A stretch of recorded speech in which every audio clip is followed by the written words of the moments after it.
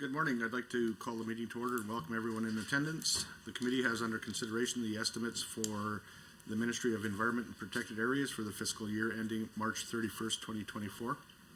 I'd ask that we go around the table and have members introduce themselves for the record. Minister, when we get to you, please introduce the officials who are joining you at the table.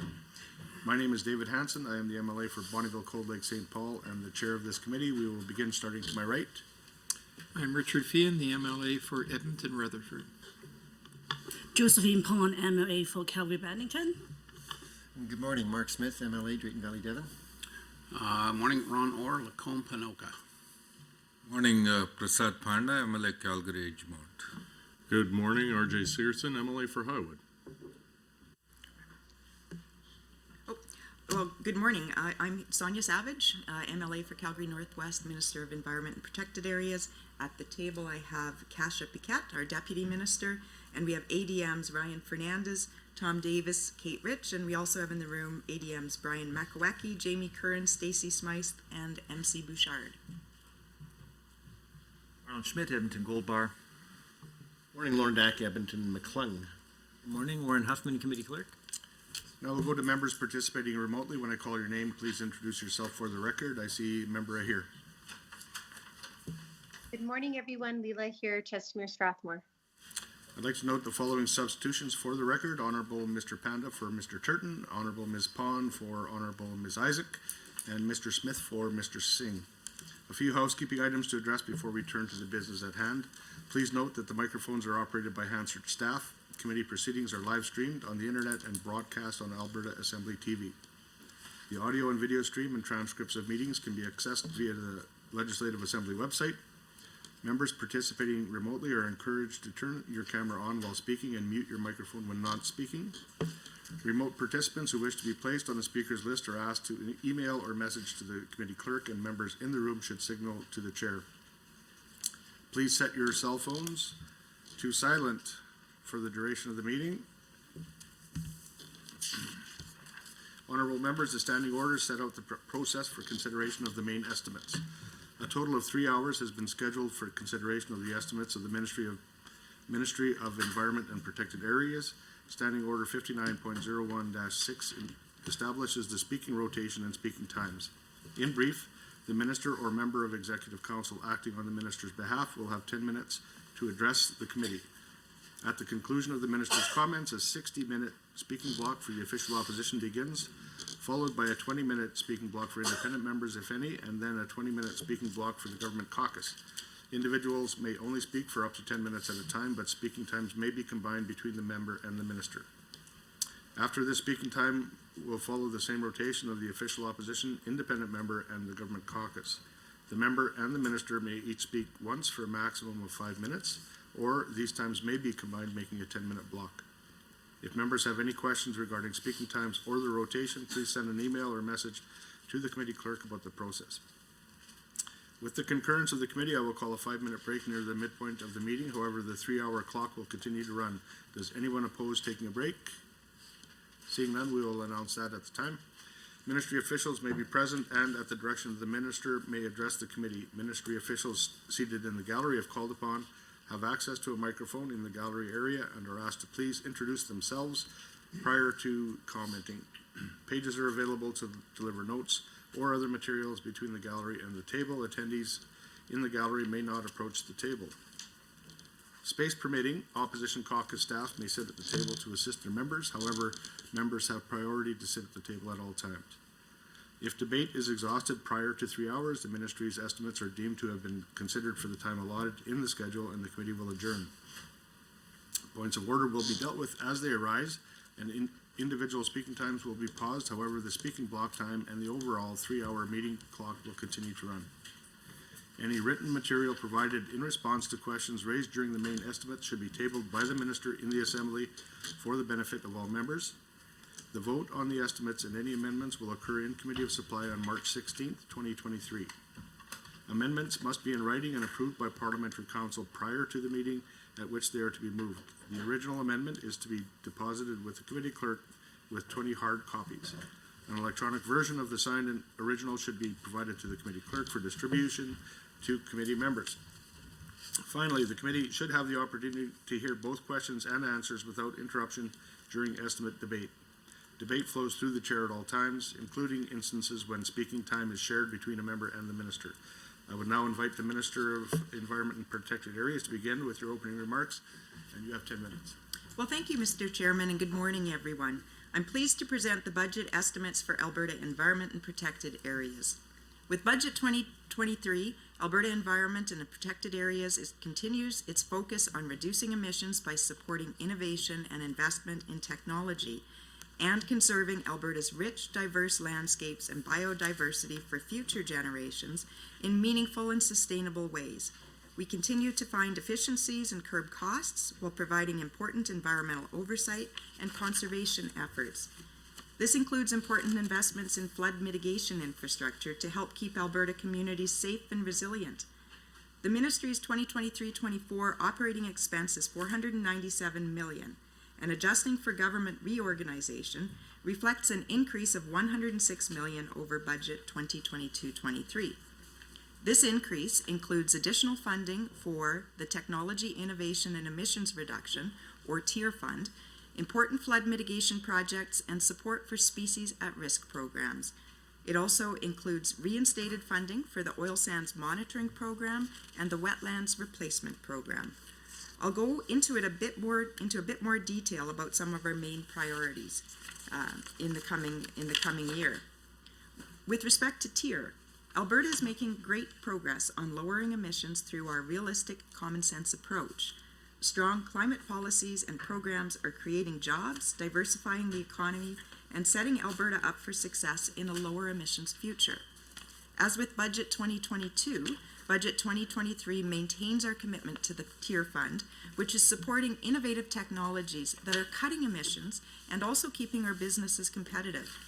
Budget 2023 includes $800 million of TIER spending over 3 years.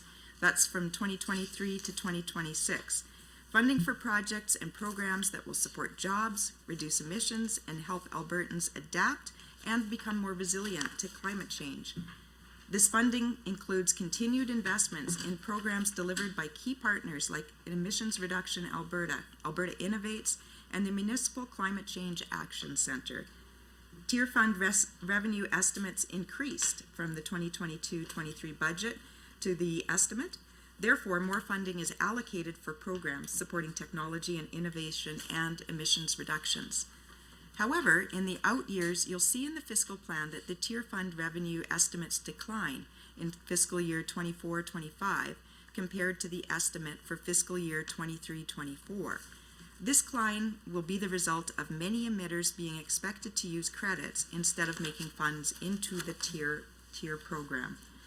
As you know, the TIER system is funded by heavy emitters, which are the main source of emissions in Alberta, rather than taking from the pockets of families and small businesses. With support from industry, Alberta recently updated the TIER system, allowing the province to keep its own industrial carbon pricing system rather than having to use the federal system. On January 1st, 2023, Alberta's price per ton of carbon dioxide CO2 emissions rose from $50 to $65 per ton for large industrial emitters and will continue to increase by $15 each year until it reaches $170 a ton in 2030. This, along with the tightening emissions intensity performance standards for regulated facilities, prevents the federal carbon pricing system from applying in Alberta, and that's good news. By updating Alberta's TIER regulation and carbon price schedule, Alberta's government is ensuring our industries stay competitive while saving hundreds of millions of dollars they'd otherwise have to spend under Ottawa's system. These updates will result in increased revenue for TIER, which will continue to be invested in clean technology and innovation programs.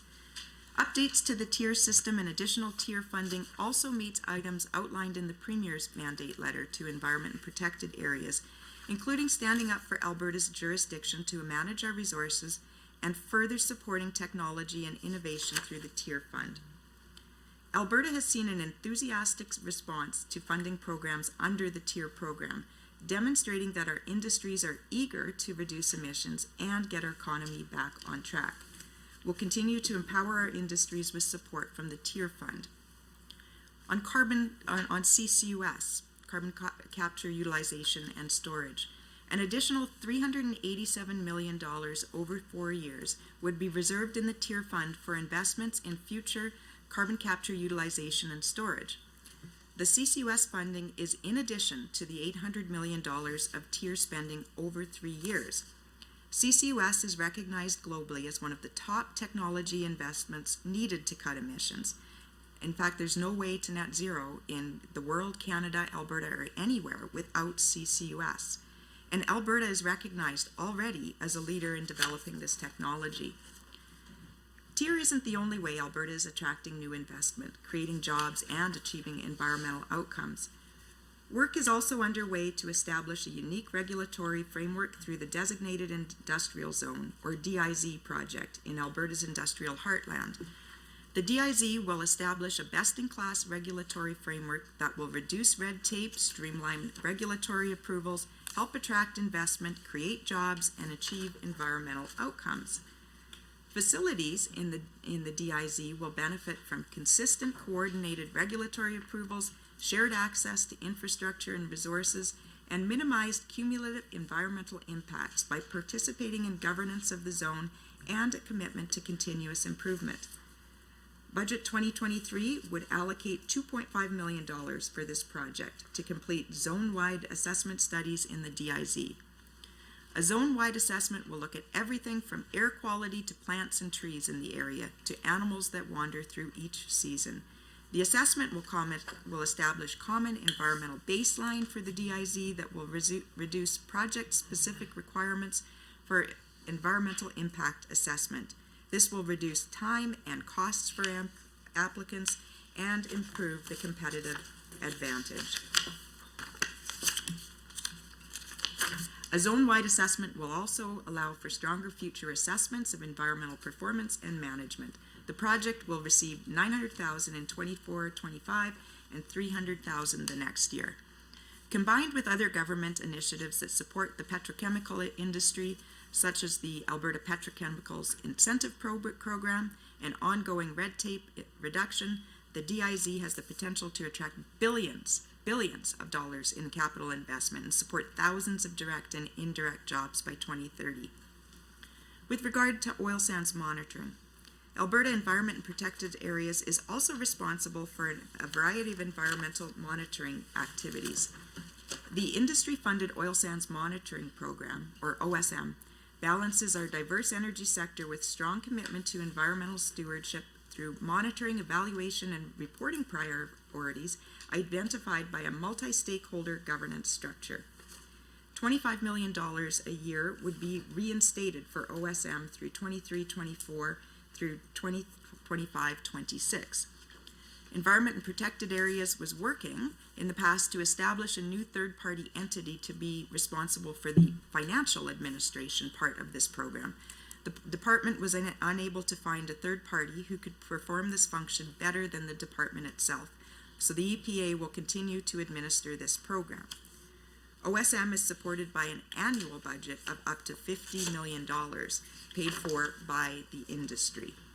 Environment and Protected Areas collects and administers this dedicated revenue on behalf of the program and its partnering organizations with funds allocated on approved annual work plans. Airshed organizations. Budget 23 allocates $818,000 in core operational grants and $400,000 to support an expansion of our work with Air Partners. This will increase our contracting of routine operations to airshed organizations. There are about 75 permanent air monitoring stations across Alberta operated by airshed organizations and our ministry. The ministry is responsible for operating 20 of those permanent stations. Airshed organizations are community-based, not-for-profit, multi-stakeholder organizations that operate regional networks. The increased funding in Budget 2023 will help the Calgary Region Airshed Zone operate the air quality station in Airdrie. Funding will also support the Alberta Capital Airshed in operating 4 quality monitor stations in St. Albert, East Edmonton, Lendrum, and Macaulay stations, as well as Lethbridge. This increase will allow our department to refocus our existing resources on emergency response support and responding to air quality priorities that are important to Albertans. Flood mitigation. Flooding is another important issue in our province, disrupting the lives of Albertans and our economy too often in recent years. In fact, flooding has become one of Alberta's... Sorry to interrupt, Minister, thank you for that. For the hour that follows, members of the official opposition and the Minister may speak. Honourable members, you will be able to see the timer for the speaking block both in the committee room and on Microsoft Teams. Members, would you like to combine your time with the Minister? And Minister, what do you prefer? I'll combine time. Combine time? Okay. Thank you very much. Report.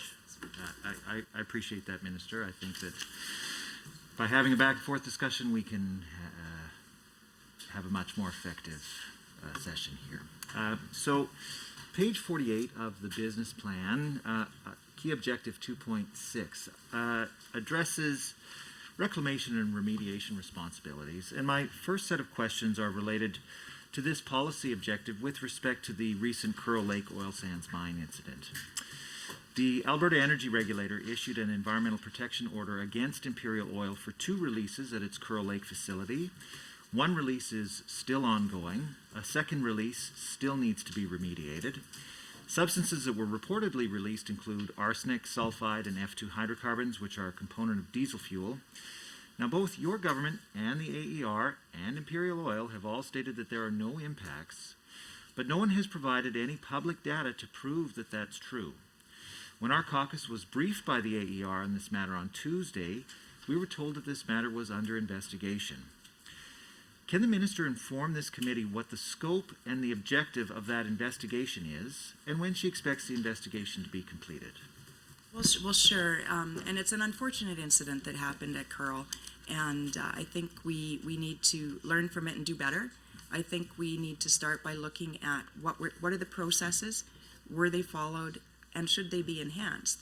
And I think right now we're seeing a situation where there's a bit of a loss of confidence and trust in the processes and the regulator and the whole situation. When a First Nation group is feeling they weren't properly informed of the risks and the information, that's a problem. So I'm committed to take a look at all of that and look at whether the processes need enhancement. And I know there's been a lot of concern and finger pointing back and forth on the regulator, on our government, on the federal government. We need to do better, and I think we need to take a step back and understand those processes, whether they were followed and whether they need to be improved. Now, it's not typically the government's responsibility, and it would be very unusual to insert ourselves into communications about a matter that's under compliance enforcement by a quasi-judicial independent regulator. That said, we can look at the processes around it, and we can look at the situation in general. And there's a number of things that our government is doing outside and in addition to the compliance and monitoring that's underway on the site by the regulator, and that is, okay, thank you. Well, number one, we've reached out to with the municipality of Wood Buffalo, and we're doing independent monitoring with the government of Alberta and the municipality. We also have the oil sands monitoring program that I referenced in the opening statement, which is $50 million a year program with multi-stakeholders, including industry, indigenous organizations, environmental organizations, community, federal and provincial government, to monitor the oil sands. They're analyzing, there's an analysis downstream by the oil sands monitoring program. We also, our government has 4 water quality monitoring stations on the Muskeg River. And with that, there haven't been any concerns raised to our department of water quality issues that would indicate at any time that anything spilled in the water. We've looked back to some of the data going back to May when the first leak issue started, and there's no indication that there's been leakage. That said, we're continuing with monitoring to make sure that we haven't missed anything. We take this extremely seriously. any concerns that drinking water would be impacted, wildlife, the environment, our waterways, our watersheds is of great concern. And I'm committed to taking a look at the entire processes to see where things may or may have got wrong. And I think the starting point is looking at the difference between compliance orders that the AER issues and environmental protection orders. The first time I found out about this incident myself was February 7th. It was the same time the federal government found out about it, and probably the Northwest government. And that's because it was an environmental protection order, which requires a very high degree of notification and a communications plan by the company. It really kicks into gear a high emphasis on notification. Some of those same processes are not in place for a compliance order. That's an area that both the AER has said it's committed to looking at. We're committed to looking at, and I think you probably saw recently the federal government has said we need to work together to see if their processes and our processes need improvement, and I'm committed to that. My original question, Minister, was whether or not you could inform the committee on the scope of the and the objective of the investigation that the AER is currently conducting, because Point of order has been called. Go ahead. 23B, the member opposite is asking a line of questioning which is well outside of the scope of this committee, in my personal opinion. Minister has already answered. The independent AER is a quasi-judicial board outside of government, been clear on that. She has been clear on her answer in that I don't see how this relates to a budgetary item, anything within the business plan or any funding towards it. So if the member could get back to why we're here today, which is to discuss the matters at hand as far as the budget line items and how that relates to the ministry, that'd be great. Thank you, Chair. Go ahead. And in defense. thank you, Mr. Chair. I mean, page 48, key objective 2.6 clearly states that addressing reclamation and remediation responsibilities is an objective of the Environment Ministry. Here we have a very high-profile case of a site that needs to be remediated and reclaimed, and there are a lot of questions that need to be asked about how the policies will impact this particular site. So I think that these questions are well within order. Thank you, members, and prepared to rule on that. I think we're kind of walking a pretty fine line. I feel that the line of questioning does fall under the jurisdiction of the ministry. However, I do think that the minister gave a pretty good answer to your question. However, it is your time. We're here being able to answer questions for the public and the Alberta taxpayers. If you want to continue down on one line of questioning for the entire hour, that's your time. It's up to you. I don't think it would be the best use of your time, but go ahead and Minister, feel free to answer or not answer any questions that come forward. I can't comment on ongoing investigation and compliance matter, what's happening with respect to that particular incident. I think those questions would have to be directed to the independent regulator. What I can comment on is the overall process and policies and whether there needs to be improvement.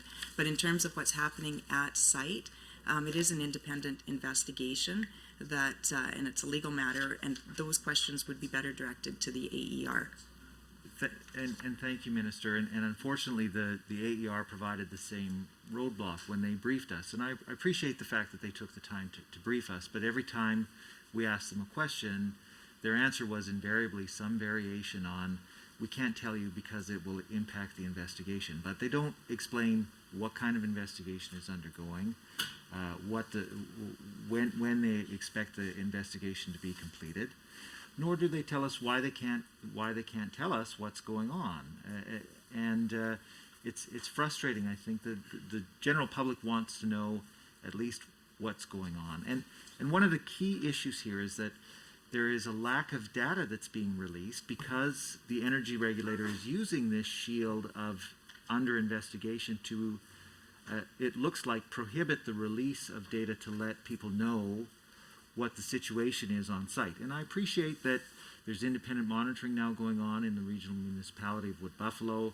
You've got the oil sands monitoring program and 4 water quality monitoring stations in the general area. However, we know that these kinds of releases are very local in nature, and those distant water monitoring locations likely wouldn't pick up something for quite some time. The Environmental Protection Order issued to Imperial Oil clearly states that one release is ongoing and must be contained, and that the second release must be delineated and remediated. In the meantime, both Imperial Oil and the regulator insist that there are no impacts. Can the minister commit to releasing all of the data related to this incident that's been collected so far so that the public can see whether or not these statements that there are no impacts are true? It's been clearly stated, and you've been around long enough, as long as I have, that when matters are before the court, we're not allowed. This is not a court matter. Influence those decisions. She's made it very clear that her answers on this matter, and that she can't release any information. I'm sure that once the report is done and the investigation is done, those numbers will be introduced and put forward to the public. I'm not going to allow further questioning on this matter, so please change your line of questioning. Well, Mr. Chair, I would like to hear from the minister the explanation as to why she can't release it, why she can't release the data.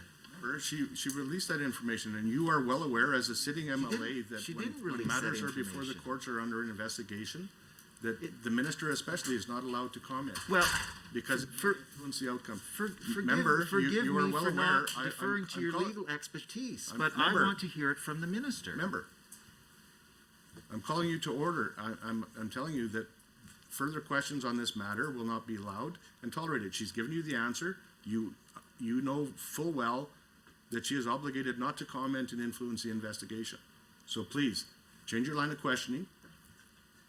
There's many lines in the budget that you can ask questions on. There's information in the in other documents that fit well within the questioning of this. It's going to be a long 3 hours. So, this kind of data is routinely made available without even having to go through the FOIP process for all kinds of oil sands operators. What is the process, I guess, by which a member of the public who's interested in understanding, who's seeing the data here related to this particular incident, should go through to get access to it? Well, what I can say is the Oil Sands Monitoring Committee data is public. Our water quality data is public. All of that is public. We've deployed EPA staff up to the area, up to the site. I believe there are Indigenous groups now on site and have been given access to the site to investigate it. And I think our role here is we can't comment about the particular event because it is under investigation, but what we can do is take a look outside of that event on the policies and the processes, whether the process that exists was followed, what that process is, whether it was followed, and what enhancements and improvements are needed. And I think we're at a stage. My goal here is to make sure that we continue with trust and confidence in the regulatory process, in the environmental protection process.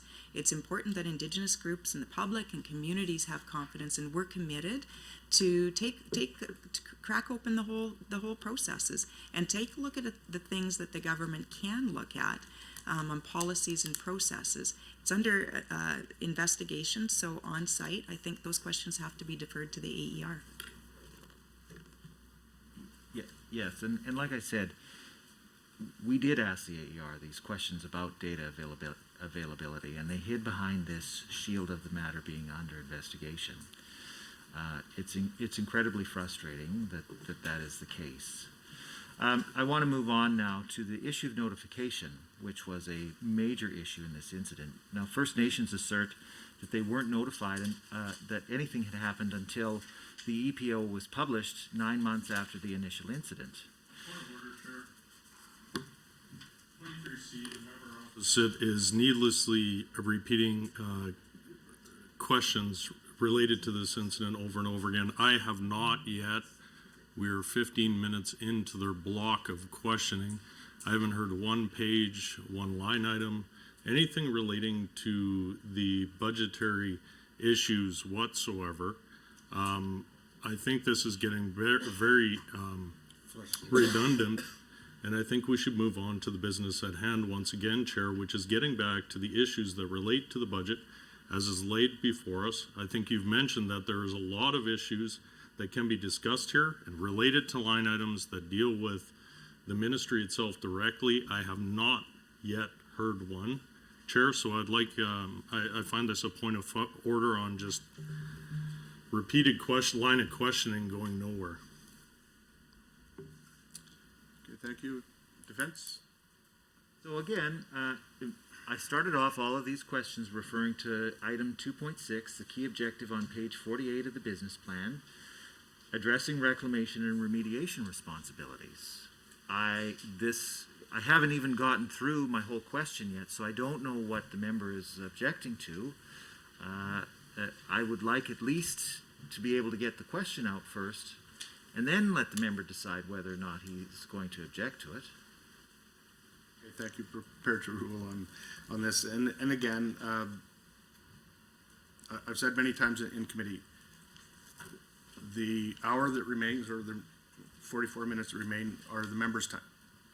How they choose to use it is up to them. If they choose to waste their time on repetition, the minister is under no obligation to answer any question. She can quote Dr. Seuss if she wants in her answer. What I will caution the member on is under 23G, refers to any matter pending in a court or before a judge for judicial determination. You are well aware of that clause, well aware of it. And so I would caution you. A matter pending in a court or before a judge for judicial determination. It is under investigation.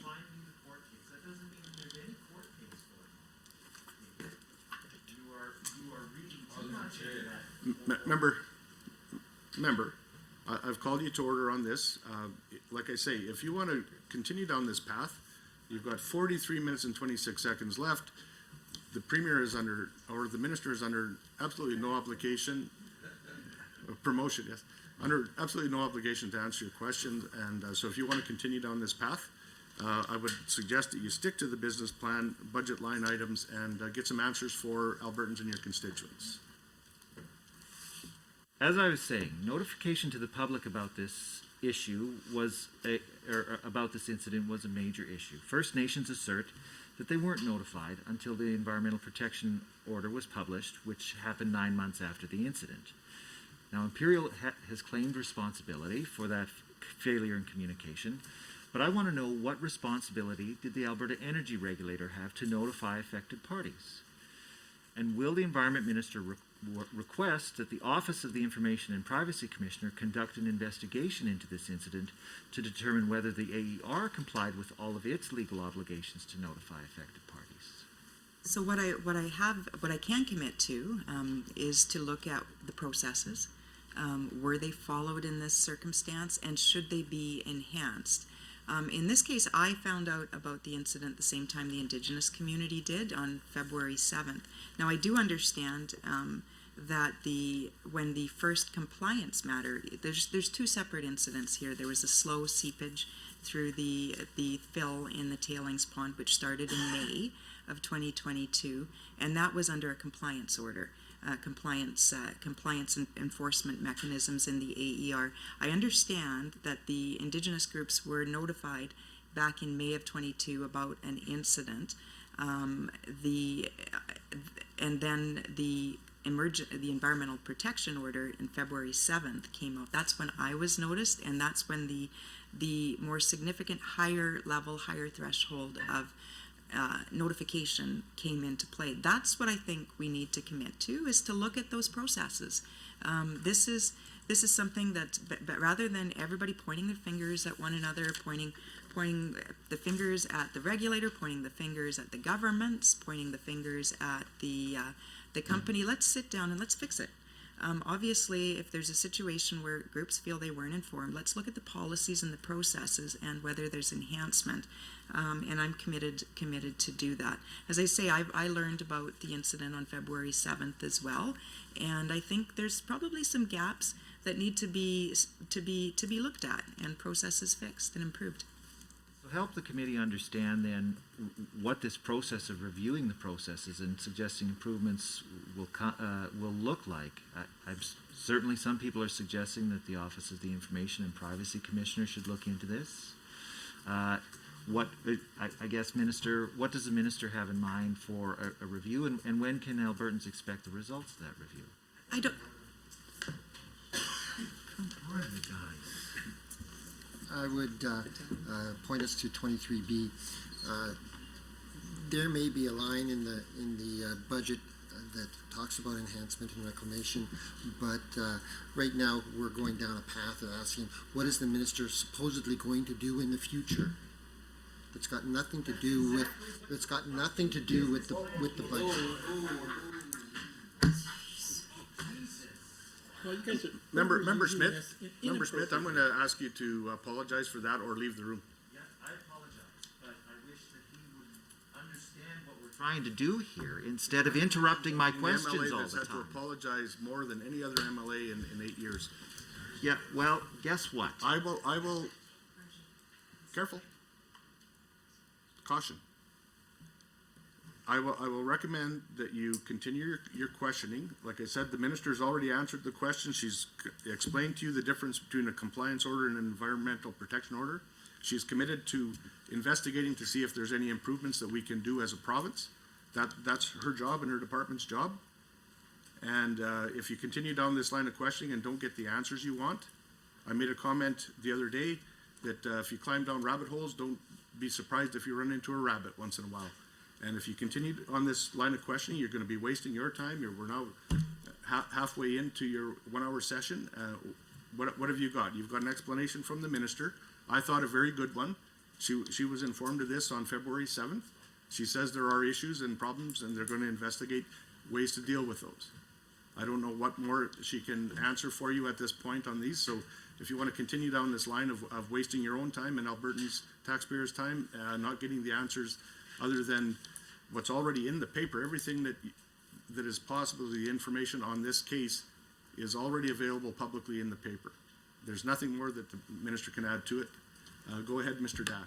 Thank you, Chair. I just like to bring the temperature down a little bit here and suggest that I felt that the member and the minister were having a useful and productive interchange, and it only became difficult when we had points of order raised. The minister was capably handling the questions with answers that she and answering how she chose to, and it was a useful interchange. So I'd hope we could continue with that. And the minister is perfectly capable of deciding how to answer or not to answer, and I think we should just continue along because we're in scope. And thank you for that, Mr. Dack, and I agree with you. And the minister has answered the same question the same way 3 times. So, like I say, there's many line items in the business plan and the budget. If we want to continue down a case that she can't comment on, she's already given her answers on the compliance order and environmental protection orders, I thought quite reasonably. If the member wants to continue to waste his time, then so be it, Minister. Well, I guess I would just reiterate that we are prepared to look at the things that are within the scope of the department and the government, to look at the policies and the processes, whether they're followed, whether they need enhancement. We're prepared to look at that, and I think there's processes within the legislation on how to direct the regulator to look at the processes. Those rules are generally made, and compliance rules, the procedures and the directives around how that's done is generally inside the regulator. There are ways for the government to use to give policy direction to the regulator, and that's how I would propose to do that. Let's bring all the parties together, and especially the Indigenous communities and environmental organizations, the communities, the industry, the stakeholders, and say, did we have a miss here? Is there something in the policies that can be improved? And my first look at it is, let's take a look at what it says about compliance orders and what the notification around it. Because as I say, I learned about this the same time as the Indigenous groups did. Another thing is we've already opened the dispute resolution process with the Northwest Territories, who also learned about it around the same time I did, and on notification to the Northwest Territories. That's under a process to look at the processes. Thank you very much for that answer. Sorry, do you have a timeline for completing that review? No, I don't. It's just, this is an evolving situation, and I think it just needs to start. And I think we need lots of involvement from the Indigenous groups, and engagement with those groups. So it may take some time.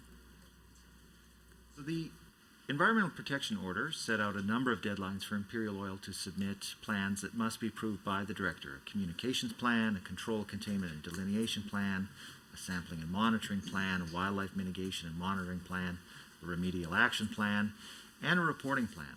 Now, when we asked the AER, they did not require Imperial Oil to develop any of these plans with consultations with First Nations. This may be a violation of their treaty rights. Will the Minister commit today to ensure that Imperial Oil is required to revise these or develop these plans in consultation with affected First Nations? Well, again, I can't insert myself into a quasi-judicial independent process of the regulator.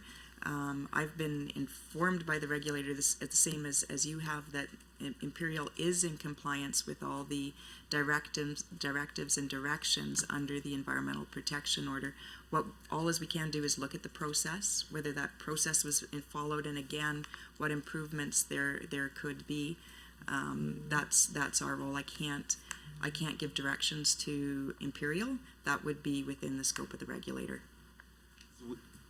Will you be undertaking a review of how the Alberta Energy Regulator interacts with First Nations to make sure that their treaty rights are respected when incidents like this occur?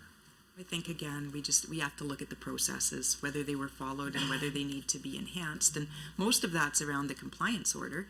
But I think this is an area where we need trust and confidence in the regulator, the regulatory process. We need our communities and Indigenous groups to feel that their waterways are safe, their drinking water is safe.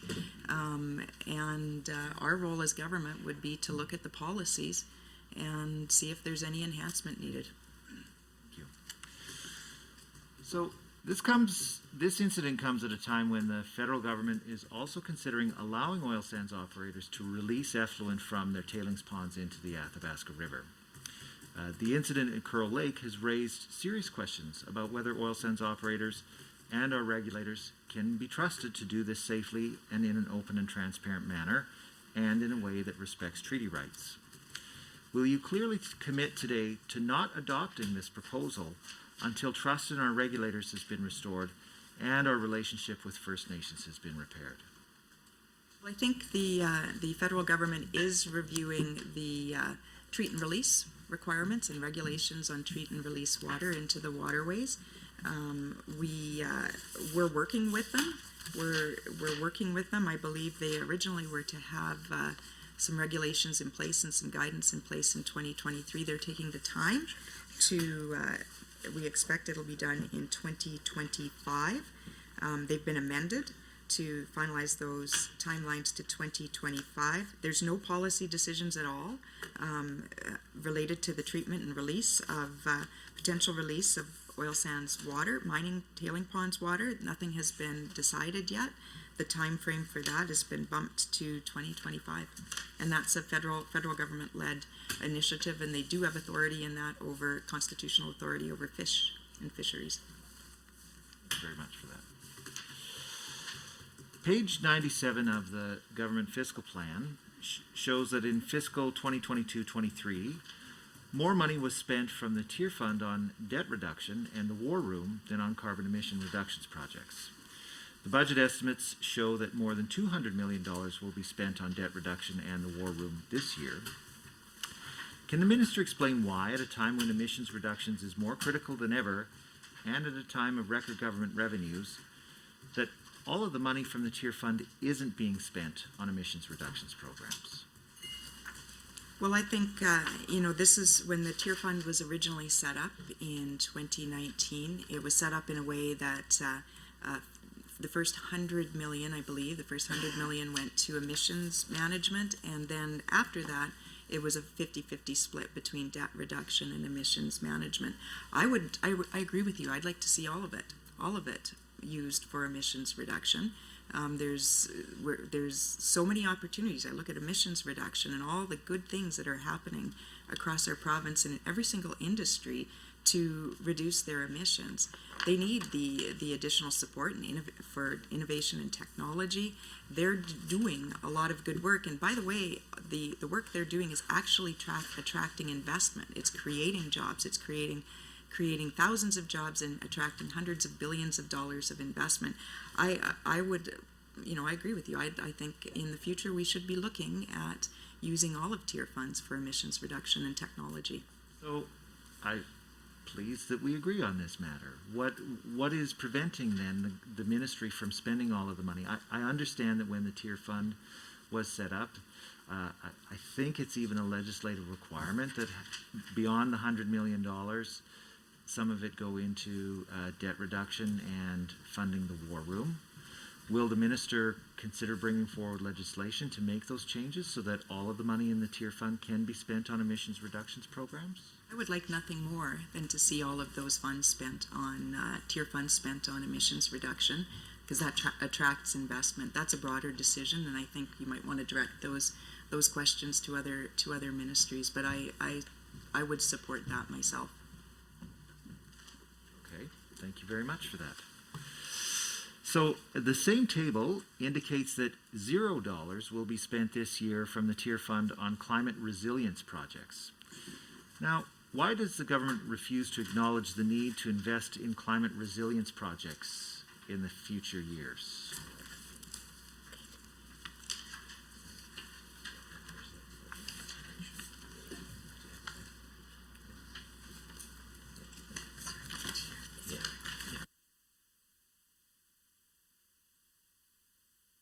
Okay, there's some information that might be helpful here. It's not coming from the tier fund, it's coming from the department budget.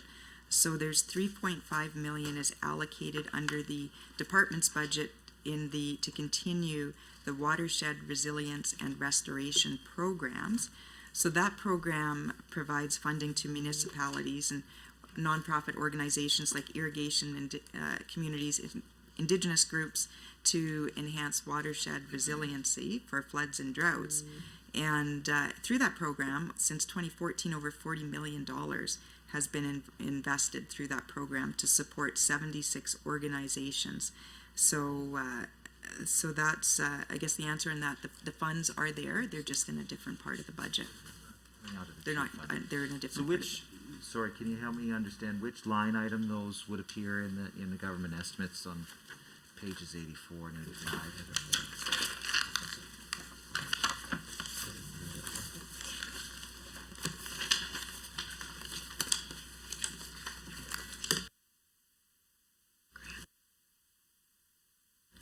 We're looking for that. It's in the capital grants programs. Programs? Okay.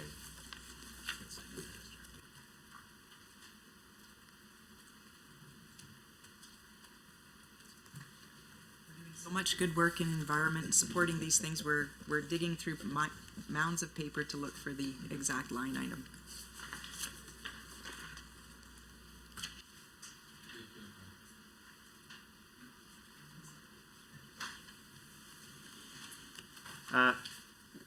While your department is trying to, Here we go. So it is in line 4.4 of the capital grants program, and I can give you, if you want, I can give you the recipients of some of these grants. And if you could commit to tabling that would be, I would appreciate that, Minister. yeah, we can. I think Okay.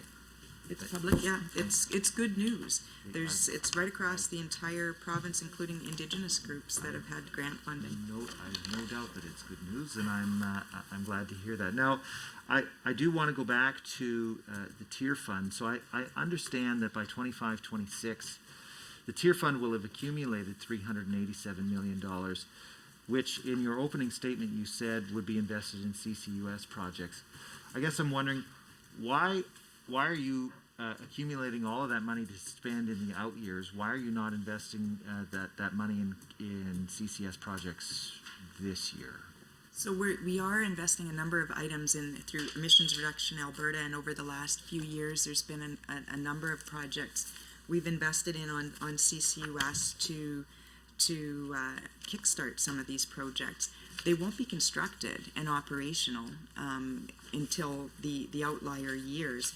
So we have been investing in it already. The $387 million will be available in the future, and I can go over. Yeah, and so that those programs are still going to be developed on what that $387 million will be used for. Of course, you're probably aware of all the different federal funding available for CCUS, from the investment tax credit to the Canada Growth Fund and the contracts for difference. We're setting aside some funds to have some flexibility on how to deal with CCUS. We are investing in it right now. In fact, we've invested already $1.8 billion, and through Emissions Reduction Alberta and Alberta Innovates, we've invested significant amounts in studies and innovation and technology. We're also investing this year $3 million in the Carbon Knowledge Network. Yeah, the Carbon Knowledge Network, which is world leading, and it pulls together all the expertise across the country in carbon capture to be able to share that knowledge and with each other, so that the lessons learned can be used by other projects. So, as I say, this is a very, very big area that I have personally interested in, because I don't see a path to net zero without carbon capture. And so, what is the? I mean, the government is investing significant sums, as you said, in carbon capture and storage. It's my understanding that currently in Alberta, we're storing somewhere on the neighborhood of 1 megaton a year of carbon emissions in these kinds of projects. By 2025-26, when this $387 million will be accumulated in the tier fund, what is the government's objective for total storage of carbon emissions in these CCUS projects? I think you almost have to go sector by sector, and we're looking at that. We know, and you've seen the oil sands industry alone with the Pathways Initiative. I'm going to throw a number out there. I hope I'm not wrong, but I think it's 14 megatons that they are aiming for by 2030. I hope I'm correct on those numbers, but it's significant. But you look right across every sector. There's opportunities for sequestration and emissions reduction, everything from petrochemicals to production of electricity from natural gas to fertilizers, cement. There's biodiesel facilities. Almost every industry across the province is looking to reduce their emissions using CCUS, carbon capture, utilization, and storage. And we see it as like a huge opportunity, not only to reduce emissions and show the world that we're serious about this, but to attract investment. Hydrogen, for instance, if you have an international company looking to build a hydrogen facility, they want to build a net zero hydrogen facility, they need carbon CCUS. And if we don't have it here in Alberta, they'll site it somewhere like Louisiana or Texas. So we're working collaboratively with the federal government to make sure we don't lose these projects. And I appreciate that there are a lot of people who say they are interested in it. Certainly the Pathways Alliance has made some big promises with respect to the amount of emissions reductions they're going to achieve through carbon capture and storage, but they are under some criticism for not actually having a credible plan in place to reach that goal. What is your department doing to make sure that the objectives with respect to emissions reductions through carbon capture and storage are actually going to be met? Do you have a target? Do you have an overall target? You said sector by sector. Will you be looking at sector by sector targets? Or what framework will be in place to ensure that the people who say they want to reduce emissions through this technology actually achieve what they've set out to do? I think that would be a business decision from those individual companies. We certainly want to see them reducing, and we're working with them. We're working on a climate strategy, and I'm just looking at some of the announced projects already on the CCUS projects. Most of them have put a estimated carbon capture, and these are projects, everything from power generation to oil sands to pipelines to hydrogen facilities. So most of them have they have the individual capture limit, and all of them are looking as companies and as projects to find a net zero target. I think that's a great story for the province that we're tracking all of this. Absolutely, and I think it would be even greater if they achieved those objectives, and I think it's government's role to make sure that those commitments that are made are achieved. So I'm just asking, does your department have any plan to help those companies achieve the objectives that they set out for themselves? Well, yes, and I think that's why we've set aside we've set aside the carbon hubs. 25 CCUS hubs have been awarded, and those fall within the Department of Energy. We also have set aside funding. We're research and investment. We're working with the federal government has set aside significant funding with their investment tax credit. More will be needed. You look south to the United States and the IRA, the incentives that are being offered at $85 a ton are significant, and we need to make sure that as a country we're able to be competitive in that. So I think a lot of the key on this this isn't a question of using a hammer. It's using a stick, incentives and incentives and the right programs to ensure these companies are able to decarbonize and invest in some of these CCUS projects. I want to change now to Key Objective 1.6, which deals with the prevention of entry of invasive species into Alberta. Now, according to the department's own reports, there are only 5 inspection stations for watercraft in the entire province, making it very easy for mussel-fowl boats to enter Alberta undetected. Now, the economic costs of mussel infestations in Alberta's irrigation infrastructure is huge, on the order of hundreds of millions of dollars per year. But Alberta's irrigators have lost confidence in your government's ability to prevent mussels from entering its reservoirs and have been forced to set up their own monitoring programs. There's no increase in the budget for watercraft inspections this year. Why has your government continued to fail to protect our province's irrigation infrastructure by failing to adequately inspect watercraft entering the province?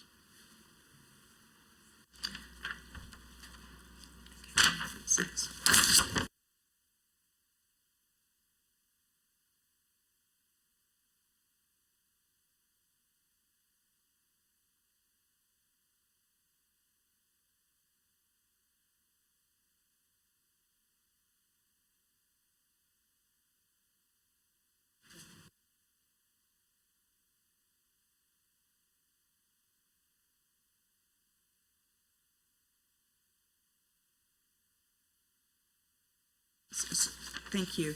So we have a watercraft inspection program for watercraft that's entering the province, both along the east and the southern borders, and they're a priority for our government.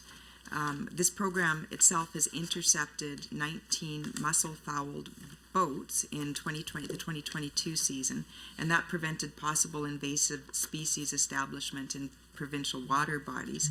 The 2023 season, which is coming up and will commence on the May long weekend, includes 5 inspection stations. That's starting on the May long weekend. And those, to go back to in 2022, some of the results, those watercraft inspections stations intercepted 19 boats out of 8,032 inspections. So they did over 8,000 inspections last year. And all of these boats originated in Canada from New Brunswick, Quebec, Ontario, and Manitoba. And out of the 19 that had a problem, 10 had been previously inspected in another province, and notification shared on 6 of these. So this emphasizes the need for redundancy in watercraft inspections. We need multiple across provinces, and the maintaining of a high inspection network across North America. So just conservation staff inspected in 2002, the conservation canine staff, the dogs? Yeah, the dogs, inspected 383 watercraft for the presence of invasive mussels as well. So if I understand the minister correctly, there will be no increases in the number of inspection stations in the 2023 season.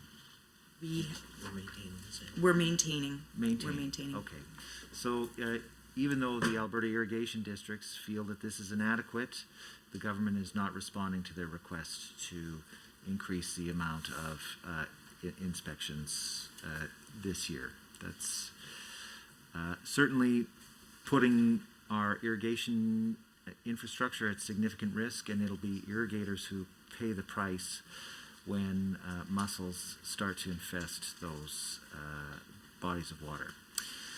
On page 48 of the business plan, key objective 2.5 states that a conservation strategy will be developed. Alberta currently only conserves about 15% of its land area, with legal protections that are defined by the International Union for the Conservation of Nature as protected areas, a number that hasn't changed at all since this government was elected in 2019. Why has your government failed to increase the area of conserved land in Alberta over the last 4 years?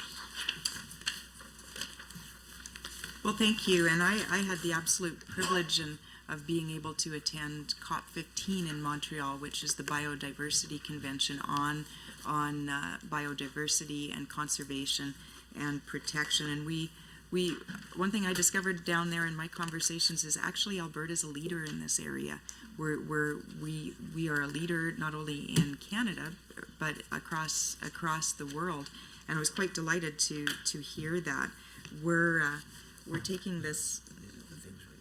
Yeah, we're taking it very seriously. It's an area that I personally am very interested in, and I've seen polling that this is important for the public too. They love their natural spaces, they love their species and wildlife, and so I can tell you a few of the things that we're doing, our approach, and I can start with the Crown Land Conservation approach, and we focus on 7 points. And it's coordination and transparency in conservation work through a conservation framework. We recognize stewardship and management on a suite of landscapes. We have evidence-based monitoring. We support voluntary conservation efforts. We're working with industry to align their conservation opportunities. And there's a huge push internationally to push our companies to do more on biodiversity and conservation. In fact, there's sustainable financing available for that. And we're also working on integrating climate elements into biodiversity conservation actions. So I'm not sure if we can go into a number of the organizations we're funding. Those sound like admirable goals, but none of those things actually increase the amount of area of land that falls under the legal protections that are internationally accepted as being required to be in place to meet a conservation goal. Does the government intend to increase the amount of land area that falls under these kinds of legal protections in the 2023-24 year? Well, we certainly are. It's an important thing to increase. I think you're talking about the 30 by 30 targets for conserved space. There's conversations over what that could include. We see huge opportunities in Alberta and Canada to look at our grasslands. our grazing leases. That's conserved space. But I can tell you a couple of the things we're doing, and very successful is the Caribou Habitat Recovery Program. Since 2018, there's more than $40 million have been invested into that program. Over 1 million trees have been planted to help reduce landscape fragmentation, including contributions from industry. In budget 2022, we committed to $10 million a year, starting this year in 2023-24. We've, and I think a really good story that we probably need to talk about a little bit more, and I'm not going to, I never pronounce this name right, but we've done the Kitsikino Nuanine Wildland, and I'm going to ask Tom to say it. K&W. To KNW expansion. That was in 2022. And that's through a collaboration with Indigenous communities, industry, and the expected protected area is now more than 775,000 acres. So that connects landscapes and conserves wilderness habitat for species at risk. I'd like to see more of those opportunities move forward. We also have the Moose Lake Management Area up in the oil sands. That was finalized in 2021. That allows for the management of resources while meeting the needs of the local Indigenous peoples. And we have multiple species at risk programs. So this is an area that I think that the government for many, many years has been doing a great job at, but we probably don't tell that story well enough. That KNW expansion is like a really good news story. Like that is a really good effort that's done a lot to protect lands and to include Indigenous people. So I think we need to do more in that area, and we need to highlight and celebrate the stuff that's already done. Thank you. On the issue of species at risk, wood bison have been deemed under imminent threat under the Federal Species at Risk Act. And in 2021, this government conducted a 60-day consultation period on a draft management plan. But to date, the management plan has not been finalized. And in the interim, logging has occurred in the area that has put some members of the ghost herd near Wabasca at risk. Why has this government dragged its feet for 2 years on finalizing this agreement? Oh, it's up in here.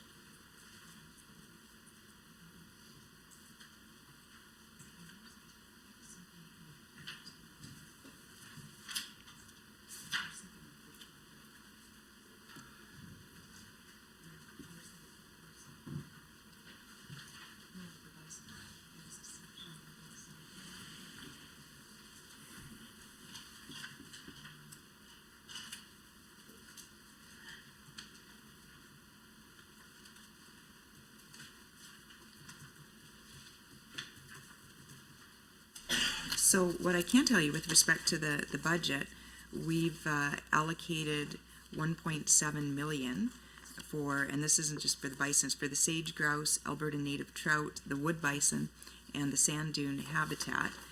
Of that, 500,000 has been allocated for conservation and recovery of wood bison. And there's one thing I'd like to highlight, and it's in 2019 that we finalized, the department and the minister at the time, Minister Nixon, established the Ronald Lake Cooperative Management Board.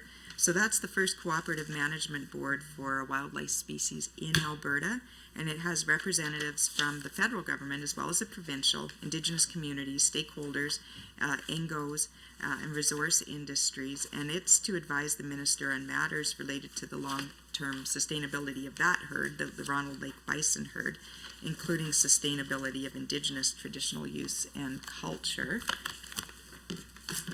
And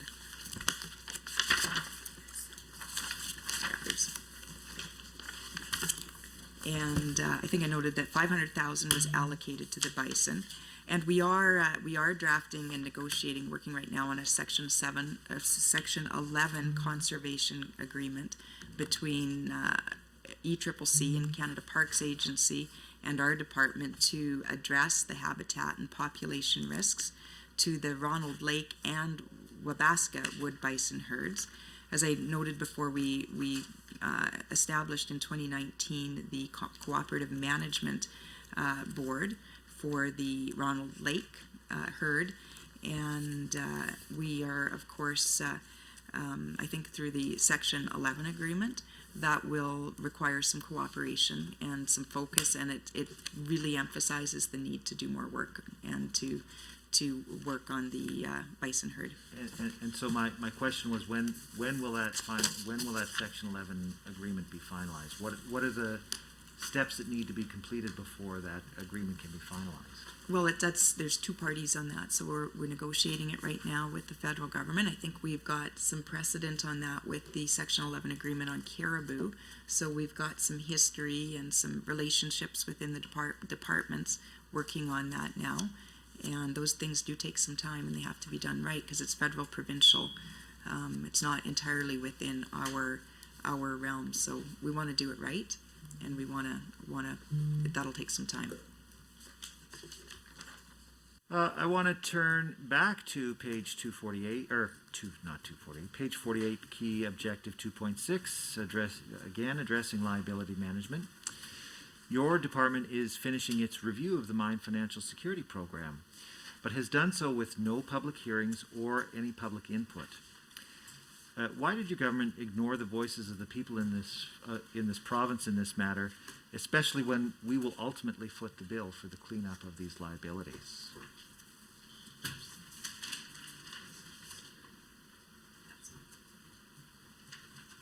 Thank you. So we are in the middle of a review for the Mine Financial Security Program. We are engaged in that review with lists of people from everything from industry to environmental organizations, and literally dozens of indigenous groups, communities, environmental organizations, to ensure that the mines operators are providing sufficient funds that'll adequately cover remediation and cleanup costs.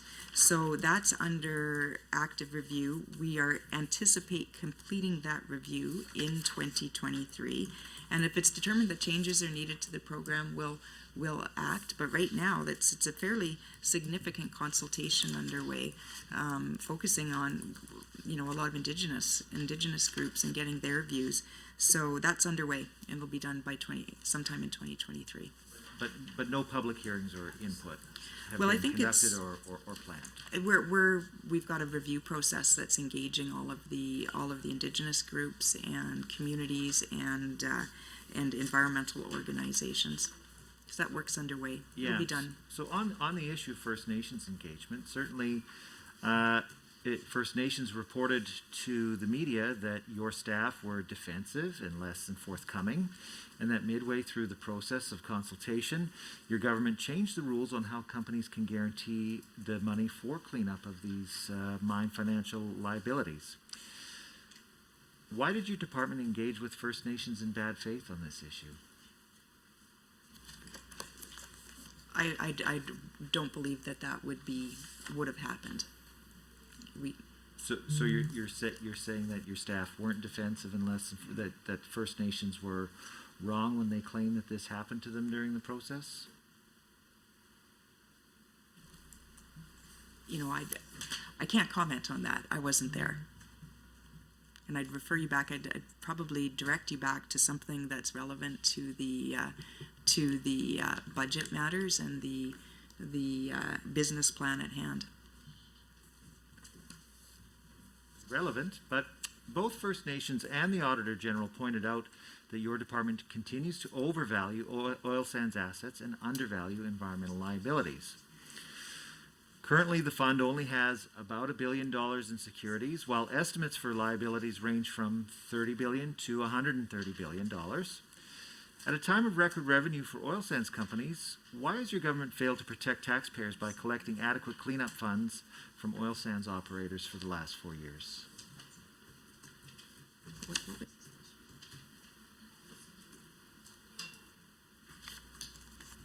Okay, so there's two relevant things here. So the Mine Financial Security Program requires security to be held, and there's two options available for securing the reclamation liabilities.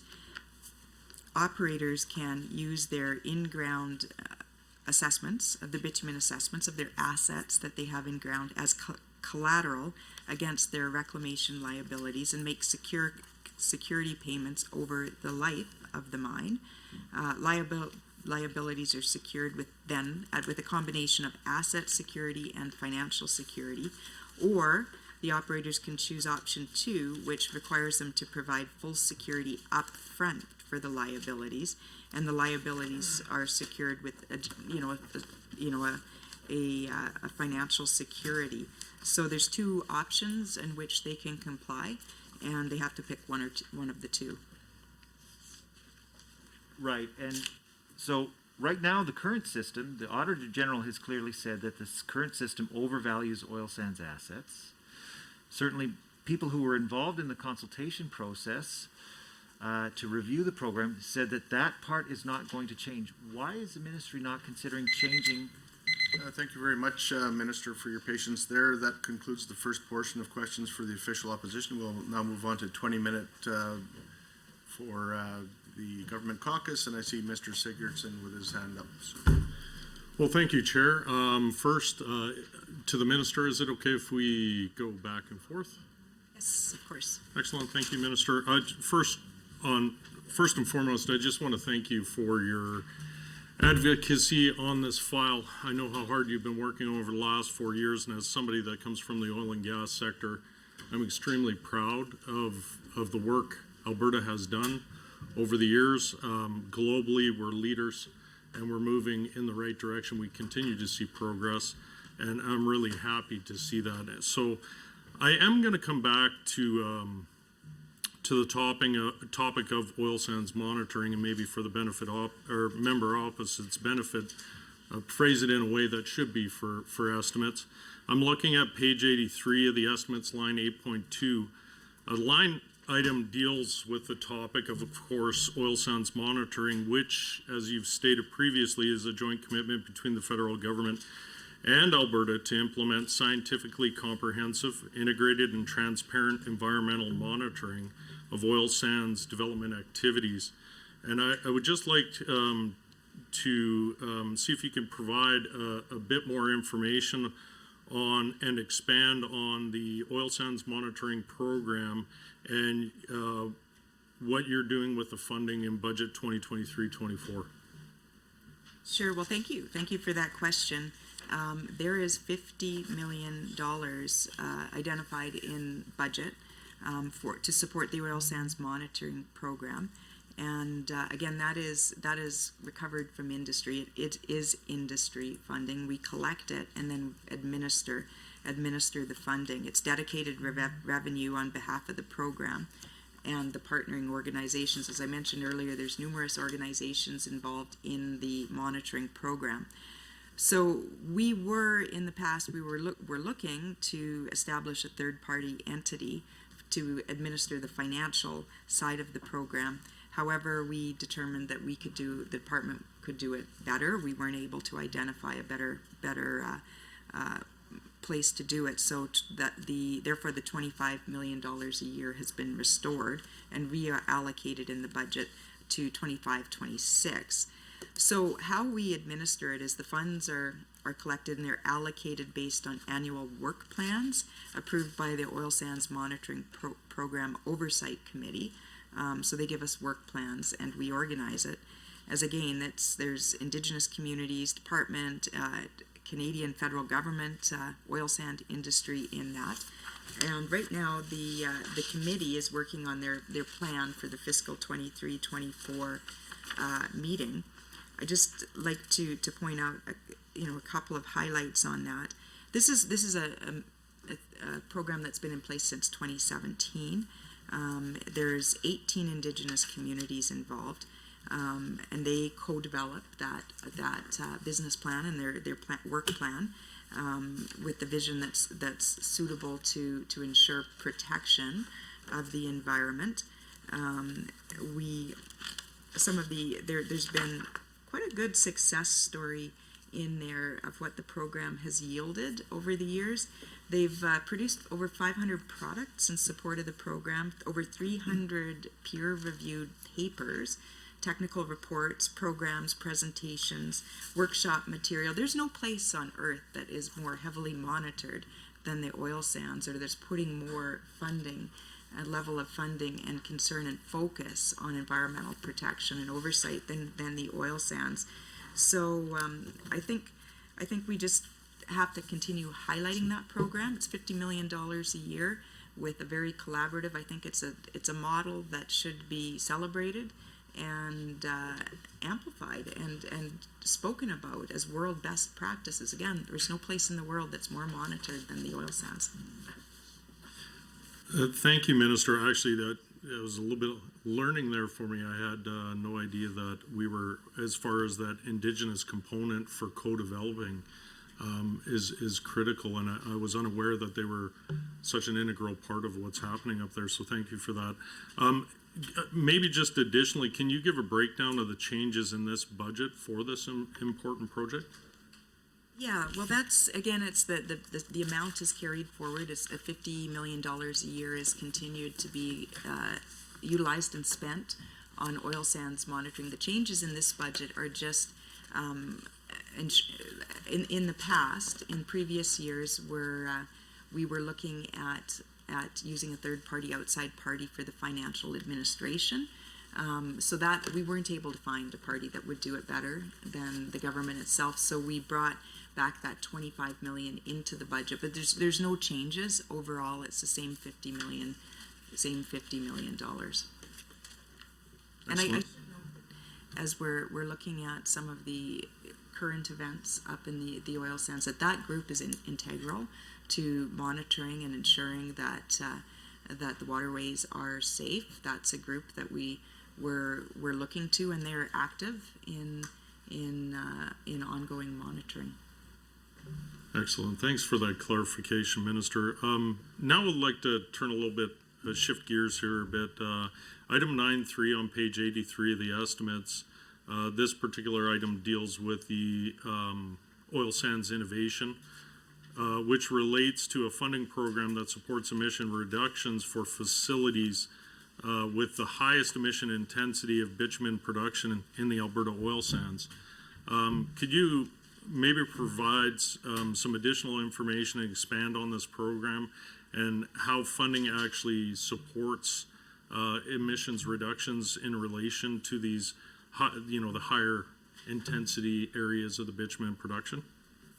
Sure. So under that section, the oil sands innovation funding is to support program for implementation of the oil sands innovation fund. So that is intended to support greenhouse gas emissions intensity reductions at facilities with the highest emission intensity of bitumen production in the oil sands. It was a program that was originally set up in 2017, and it has had fairly significant success over the years. The province has executed grant agreements with 9 of the facilities up there, 9 in situ bitumen production facilities, and the grants in each case are for a total of 6 years. So those recipients include a number of the operators in the oil sands in situ. And what the program does is it can fund up to 100% of project costs as long as those projects, and this is important, as long as they support emissions reduction and emissions intensity improvements. So this has allowed that fund to fund new well pads and infill wells and more projects like solvent-assisted extraction. And I think we can see some good results. We've all heard those statistics about emissions intensity reductions in the oil sands since and what they're doing, and that's unbelievable. There's no place else in the world that has reduced emissions intensity to the extent of the oil sands, and that's only enabled through innovation and funding and technical research. So I think that project has been extremely helpful. Just to give a bit more background on it, in January of 2020, some of those recipients transitioned to the new tier fund, and that's resulted in over 50% compliance cost reductions on average. So just to give a little bit more, for 2022-23, there's been 3 million, 23-24, there's 3 million allocated to that fund to cover potential grant payments amounts rising from recent changes to the tier program.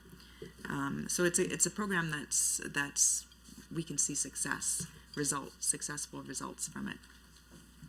Excellent, thanks. Thank you for the clarification, Minister. And just kind of staying a little bit on the greenhouse gas emissions theme, if you could turn to Measure 2A on page 49. This relates to the pricing of greenhouse gas emissions through provincial regulation and how it's intended to improve the further responsibility and sustainable economic development in Alberta by providing a financial incentive to lower greenhouse gas emissions, and states the target for the next 3 years is 61%. Can you expand on how these financial incentives are going to help obtain that goal?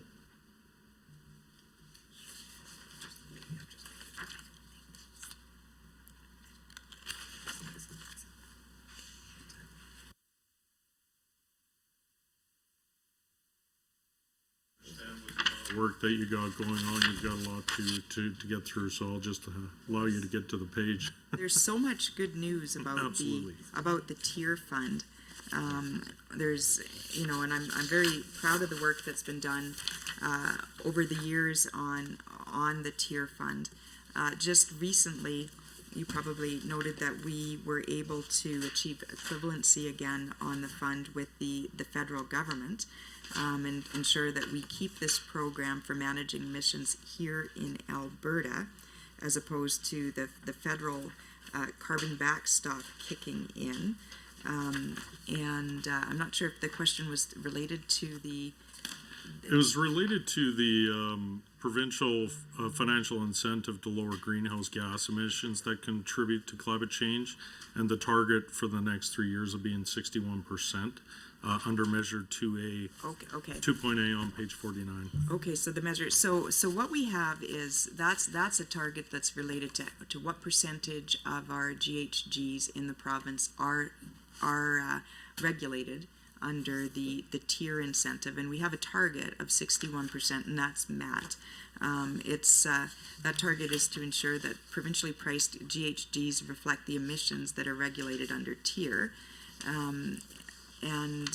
So as you know, TIER is the industrial carbon pricing emission trading system that regulates industrial facilities that emit more than 100,000 tons a year. Other smaller facilities can opt in, and there's definitely a reason to opt in, because it actually keeps the federal carbon tax from being applied to their facility.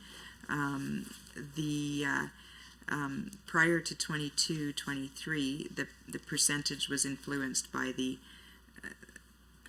it was 46% prior to 2019, and now it bumped up to 61%.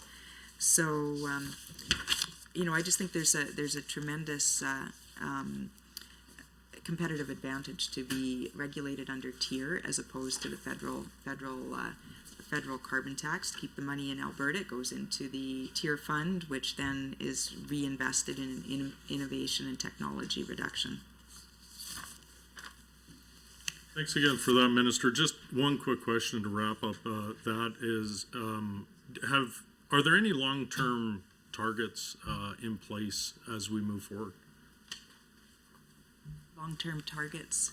Yeah, you were saying that years ago it was around 47%, I think, and right now it's 61%. Do you have any long-term targets of where we would end up going towards? On regulating the Yes. emissions from industry. I think 61%, that means 61% of all of our emissions in the province are regulated by tier, and I think that's a pretty good target. That is our target going forward is 61%, and obviously our other target is to reduce emissions overall from our emissions our emissions profile in the province, and that's why we're working on a Made in Alberta emissions reduction and energy development plan, so that we can not only reduce emissions but do it in a way that's most cost effective, that will not impact affordability, security of supply, reliability of the energy our citizens use every day, and we'll also do it in a way to attract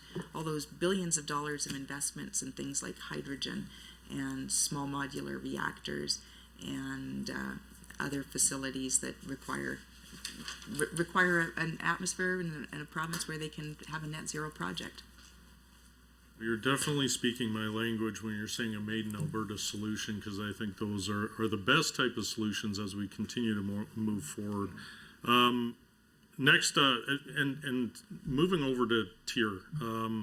Minister, I'm looking at page 50 of the business plan, and I'm particularly interested in the revenue of the Technology Innovation and Emissions Reduction Program Fund. I'm just a little curious as to why tier fund revenue is forecasted to be lower in 2025-26 compared to where it's going to sit in the next 2 years. I just want to understand the impacts of the measures that the government has taken to manage industrial emissions and the effects that tier has had on that, and the effects that has had on the tier revenue. Sorry. Well, yes, and I can imagine there are lots of questions with the price of carbon going up by $15 a year. How come in outlier years, in a couple of years, we collect less than what we're collecting now? But those are expectations and projections for how much companies, whether they're going to use credits, offset credits and emissions credits for making paint, or whether they're going to choose to comply with their obligations by paying into the tier fund.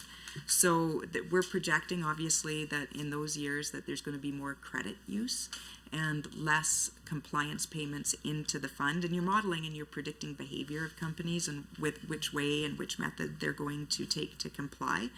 So we've seen an increased interest in major reductions of GHGs by a number of companies, and that's due in part to the rising price of carbon and the increased stringency that's being brought in under tier. So some of those projects are using CCUS, which reduces their emissions, which of course will reduce their overall compliance obligations under tier. We're also expect we expect reducing of emissions. That's part of the program, is to reduce emissions, plus to set up a fund for compliance. So we are expecting emissions to go down, and we are expecting in those outlier years that more credit usage will occur. Just to stay on that, of course, page 50 of the business plan and the tier and this fund revenue. Just want to discuss maybe a few more of the impacts. How did reducing the threshold for opted-in facilities benefit Alberta Industries? So I guess what happens here is the facilities are competing, the smaller facilities are competing directly with facilities that are regulated under tier, those that emit over 100,000 megatons. All of these facilities are emissions intensive and trade exposed, with emissions over a certain threshold. So we've allowed companies to opt into the tier regulation voluntarily. So they would choose to opt in when the facility determines that the costs under the tier system, including any compliance with the program, are less than the costs would be under the federal carbon tax. So in consultation with industry and having heard from them, we've reduced the threshold when we renewed the tier regulation at the end of last year, commencing to kick into place on January 1st. We reduced the opt-in threshold for tier from 10,000 megatons per year to 2,000 tons per year. And the opt-in population of that represents just a small portion of covered emissions under tier and does not have a material impact on tier revenues over time. So there's about 50,000 smaller facilities that are aggregating into 250 aggregates under tier. So that's also another program that we have that allows smaller facilities such as gas plants, gathering systems, to aggregate together to be able to avoid the federal carbon tax. And we're finding companies want to do that because our system is done in a way that makes sense and is more manageable for those companies. Well, thank you for that, Minister. I got about 54 seconds left here, but I would just like to say that a lot of the smaller companies over the past few years were really excited to have the opportunity to opt into tier, met with a lot of them. So lowering that threshold, I think, has been an incredible benefit to be allowing more to take part in that important program. What I'm going to do is just quickly reference my next question. There's only 30 seconds left, but I guess it will allow you some time to prep for when the block come back. I'm going to be moving to page 90 of estimates as well, page 50 of the business plan. Just looking at what and understanding how we're going to continue, or your plan to continue allocating money, what types of projects you're looking at funding through tier in the future to be able to keep that great momentum moving forward.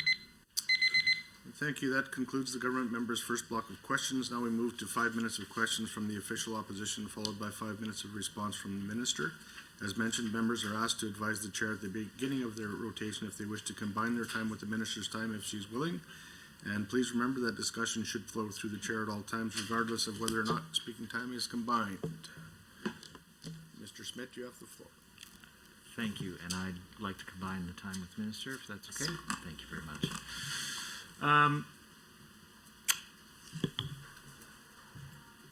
I want to continue on with some questions around the Mine Financial Security Program. And again, this is related to key objective 2.6 on page 48 of the business plan.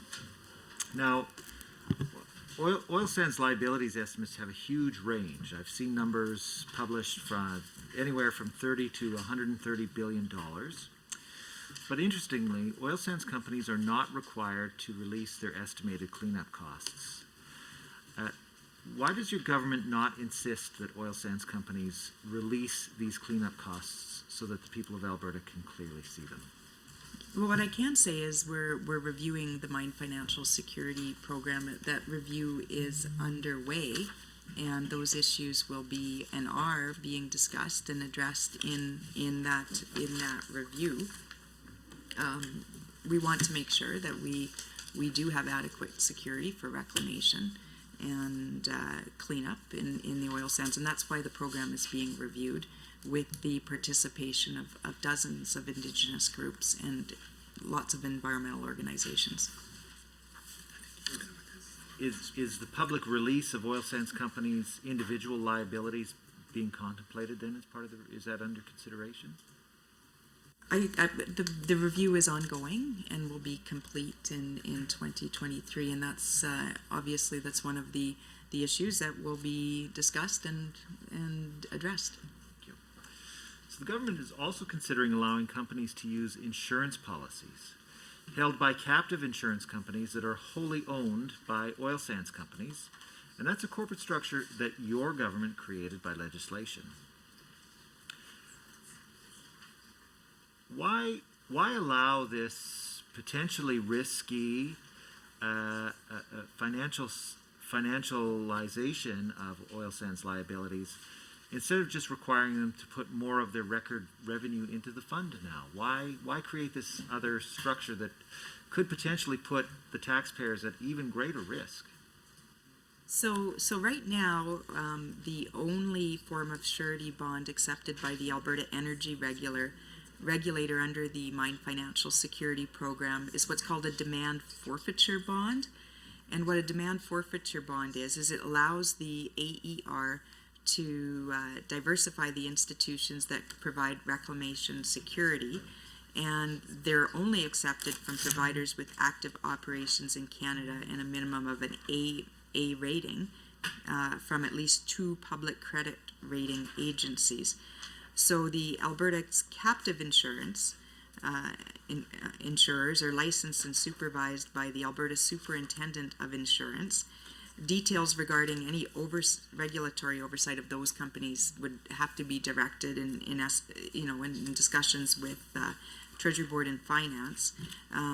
We would just note that also the Alberta Energy Regulator continues to accept reclamation security using irrevocable letters of credit and cash. But right now, it's the forfeiture bond is the only surety bond accepted by the Alberta Energy Regulator. Okay. So according to the department's reports on the Environmental Protection and Security Fund, in 2018-2019, the fund held almost $940 million in reclamation security. But at the end of the last fiscal year, the fund held less, just slightly more than $910 million. Why have you failed to protect the people of this province from oil sands liabilities by not only refusing to put more money into the fund, but actually emptying it out?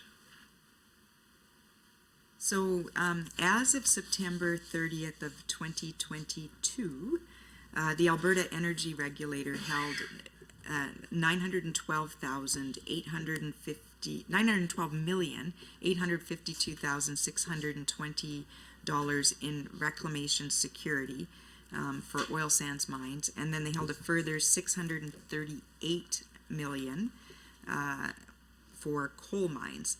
So the reclamation liability for both those sectors right now has been estimated to be $33 billion for those sectors. So there's a large difference in reclamation liability to security, and that's because there's no oil sands mine has reached a point in mine life where the full cost security is required. So this means that all oil sands mines are using mostly collateral to secure their reclamation liability. And remember, I had mentioned there's 2 ways to calculate reclamation liabilities to secure them under the program, Mine Financial Security Program, which is under review right now. So the 2 options are operators can use their assets, which is their in-ground reserves. For oil sands, it's the bitumen, and for coal companies, it's the coal reserve. So they can use that collateral against their reclamation liabilities to make security payments. So that's why most of the oil sands operators are choosing option 1 to use their collateral. That's not the case with the coal companies to use their collateral. Obviously, they're looking at a different horizon on life, but most oil sands companies are using collateral to secure their liabilities. Thank you very much. But in part of my question, I stated that in 2018-2019, the same fund held $940 million in reclamation security. So over the last 4 years, there's an approximate drop of $30 million in securities held for oil sands companies. Now, at a time when these liabilities are increasing, how can the government justify decreasing the amount of security held by the fund? Well, I can't comment on the specific breakdown of that going back to 2019. All I can go back to is say there's two main methods of calculating how companies hold security. One, they can use collateral for their security, and the other, they can post security. So the some of those questions would, going back to 2019, I don't have those answers, but the reduction, I understand, was because of a merger which returns more loan security deposit. Okay, so there was a merger within the oil sands, which resulted in loan security deposit being returned. But it's not our budget. I think you'd have to direct. The AER budget is actually an issue that falls to energy. We look after the Right, policies around it. The budget The, falls to the energy. policies around it, though, is your ministry's responsibility. The policies are, but the budget, a specific question on those budget numbers Right, but would need to be like, directed to that's- energy. My question is related to the policies that drove these particular financial results. So I understand that there is a merger, and that's why there's a drop of $30 million. Okay, I want to now go on to the topic of subsidizing oil and gas liabilities in the conventional space. On page 88 of the estimates, you indicate that the quasi-judicial bodies will pay out over $14 million this year. Now, from past estimates, we've learned that the bulk of that money is for surface lease payments that oil and gas companies either can't or won't pay to landowners. FOIP documents, not obtained by us, show that since 2019, your government has paid out somewhere in the neighborhood of $65 million in these kinds of lease payments, and yet has only recouped somewhere in the neighborhood of $500,000. That's not even 1% of the total amount. When can the people of Alberta expect to get their money back? Well, I think you're referring to the Section 36 compensation payments, and on page, it's referenced in page 88 of the budget, non-votable estimates, estimate amount. So when companies don't pay, oil and gas companies don't pay the surface holders, we make sure they're paid, and it comes out of the Department of Environment and Protected Areas budget. So we try to recoup. There's obviously a number of those companies that aren't paying landowners that we've been unable to recoup money for. And as simple as, I'd love to recoup all of it and hold them accountable for all of their responsibilities, and especially paying landowners. But our program, what we do, if the company isn't paying landowners, we want to make sure the landowners are paid. So that comes out of comes out of the budget, and is part of a Section 37 payment. So Interrupt. We will now take a quick 5-minute break, followed by a 10-minute block for the government caucus. So please be in your seats. 5 minutes goes by very quickly.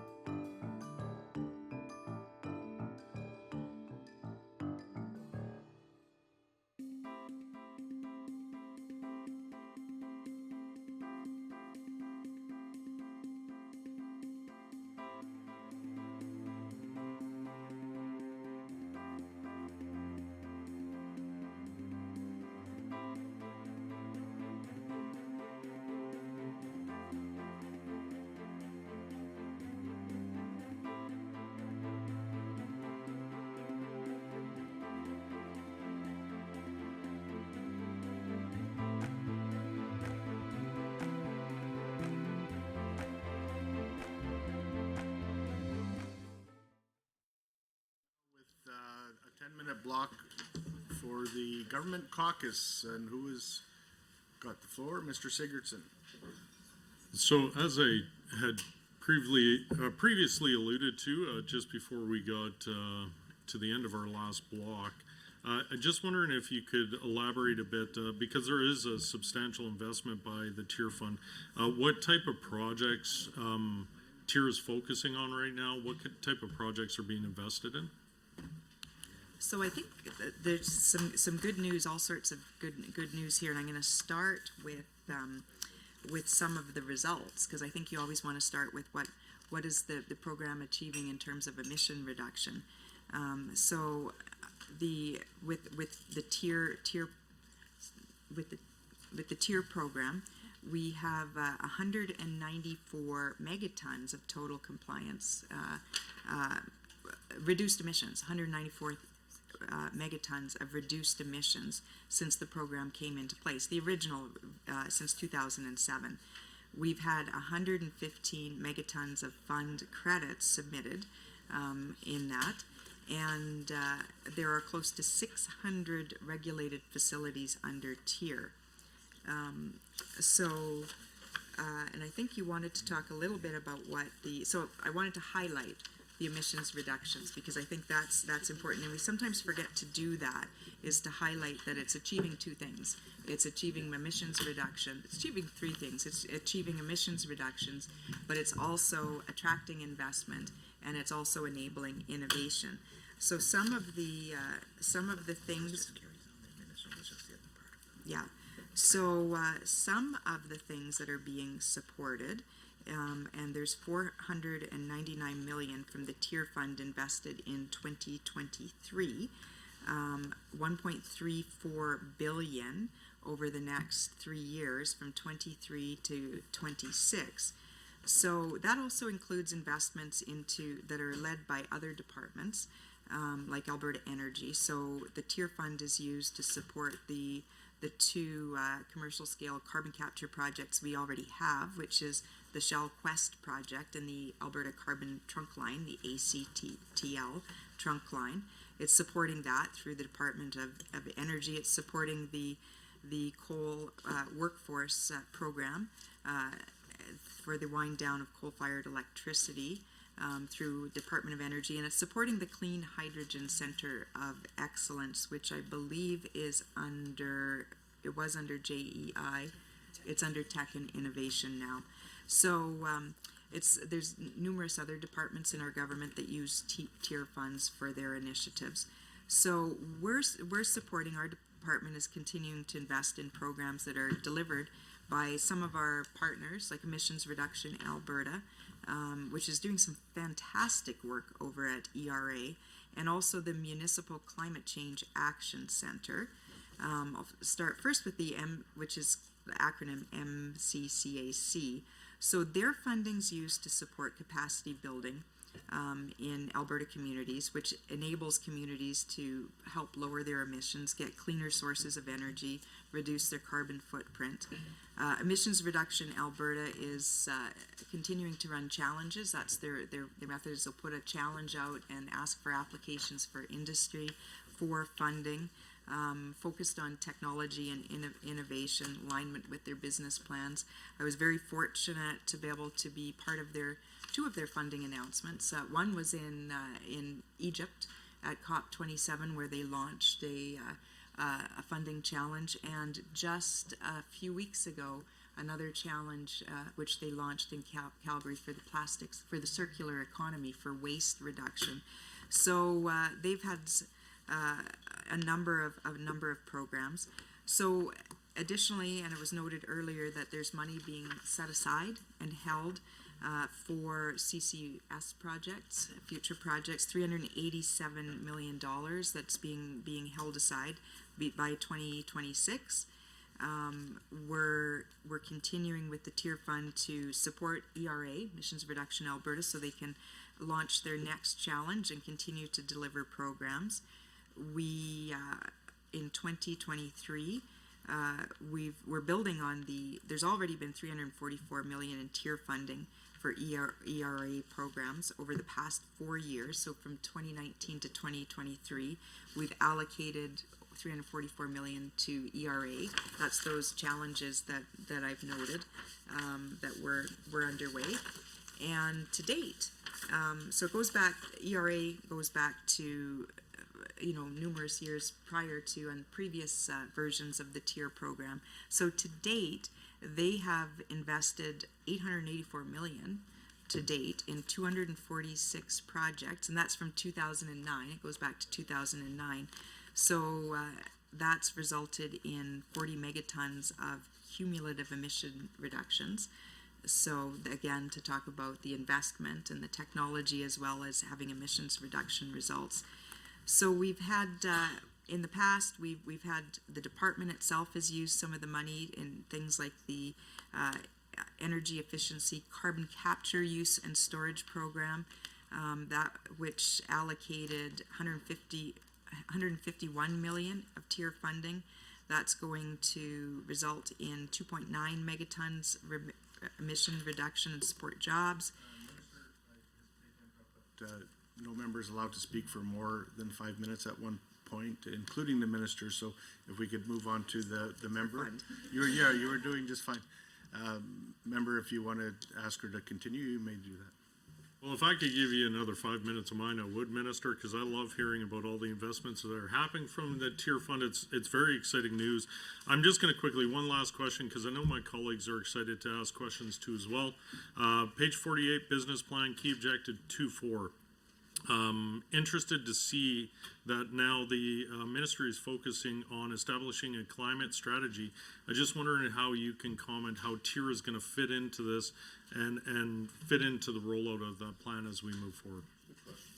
Good. Well, I think TIER is a program that we should be really celebrating, and it's fundamental to emissions reduction and any of the climate strategies and things that we've undertaken in the past. But as you know, there's in my mandate letter, there is a requirement or an ask that I develop a Made in Alberta climate strategy.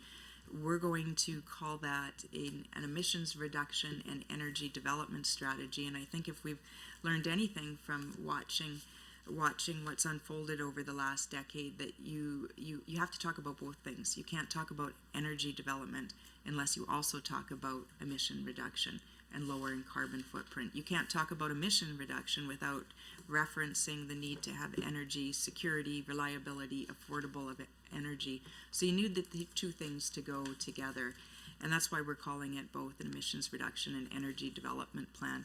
We'll focus and start with the premise that our goal is to reduce emissions, not to reduce economic activity. And I think we have a tremendous track record in this province that goes back decades that we can highlight on things we're already doing in areas where we're leading.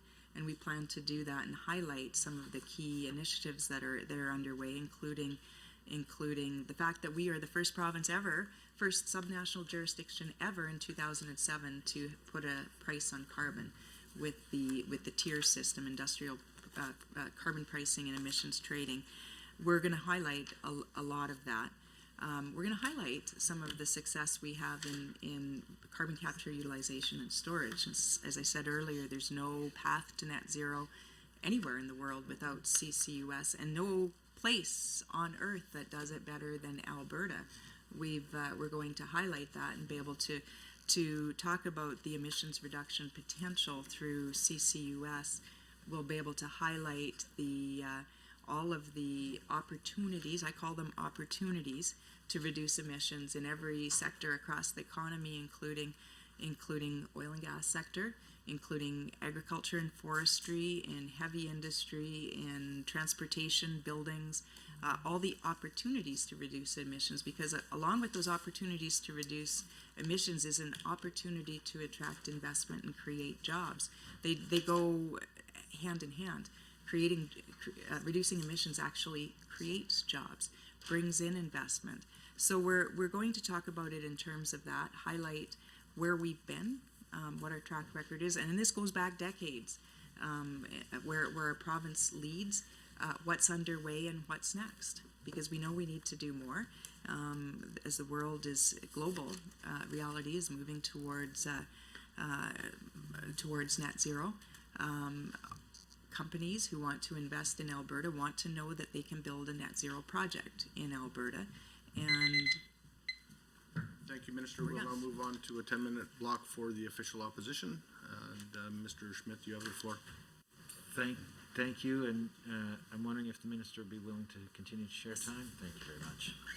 So my next question is related to line 10.2 in the government estimates, Environmental and Public Lands Appeal Board. I noticed that there's about $184,000 increase in the budget. Now, in a letter from the General Counsel of the Environmental Appeals Board dated March 1st of 2023, it was stated that the board could not meet its obligations under the Freedom of Information Act, stating that it is understaffed and overwhelmed with hearings. So this budget fails to make any meaningful increase in the amount for the EAB to allow it to catch up to the work in its backlog. Why is your government starving the EAB of the resources that it needs to do its critical work in this budget? so we are actually increasing the budget and increasing the available funds for the Environmental Appeal Board. Right now, I can just give you some background on it, and I'm aware of the pressures in there. I believe there is a staff member that's on leave, and I'm very much aware of the pressures they're under. The board is currently served by 11 part-time members with a range of environmental and legal backgrounds. The board currently has 8 employees, 8 FTEs for board services. Our department also provides certain support services in areas like finance and human resources. So there's a chair in the board. One serves as a chair, part-time members. So I am aware that there is some pressures in the board, and that's why we've increased the funding for the board. So you've identified the current staff complement. Will the increase, how many more additional staff will be hired to work at the Environmental Appeals Board this year? Well, I think those decisions are, within the board. They hire the staff that they need. They've indicated that they do require some more funding, and then that's going to depend from year to year how many appeals there are throughout the year, how much lands on their desk for appeals, how much is used in mediation and arbitration. So some of the numbers in there, like a majority of the issues that come to them are resolved with mediation and arbitration. The number of appeals that actually land on their desk that have to go to hearing is relatively small. So it varies from year to year. So just some backgrounds. In 2021-22, the board received 26 appeals and received 10. The Environmental Appeals Board received 26 appeals. That can vary from year to year. Again, we are aware of the pressures over there, and we're committed to. We've made a commitment to have timely decisions in our government, and we need to make sure that we've adequately resourced our board. So we have increased their budget year over year. Right, so you've said that you've committed to timely decisions. Are you imposing a timeline for the Environmental Appeal Board to make decisions? It's not contemplated at this time. It's not contemplating it at this time. Okay, thank you very much. Page 46 of the business plan mentions Alberta's wetland policy and wetland replacement program. So in his 2021 follow-up audit, the Auditor General again repeated his recommendations that your department improve the controls in place to monitor its agreements with agencies to ensure that the goals of the wetland policy are being met. But I'm hearing from stakeholders who were in meetings with your Deputy Minister that she implied that the wetland policy as it's currently composed will be scrapped altogether. What is the future of the wetlands policy here in Alberta?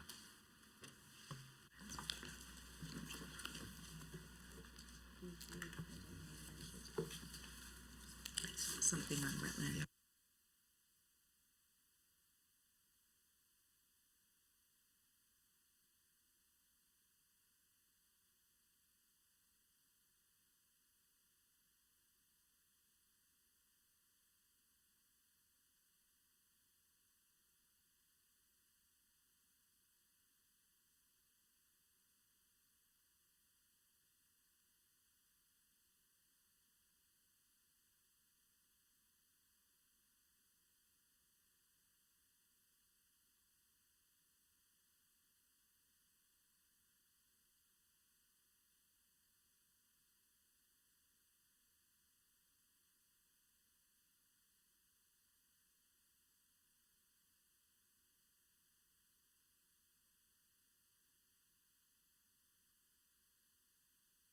So, sorry, I should have asked which section of the budget you were referring. It's 4.3 is the water management section.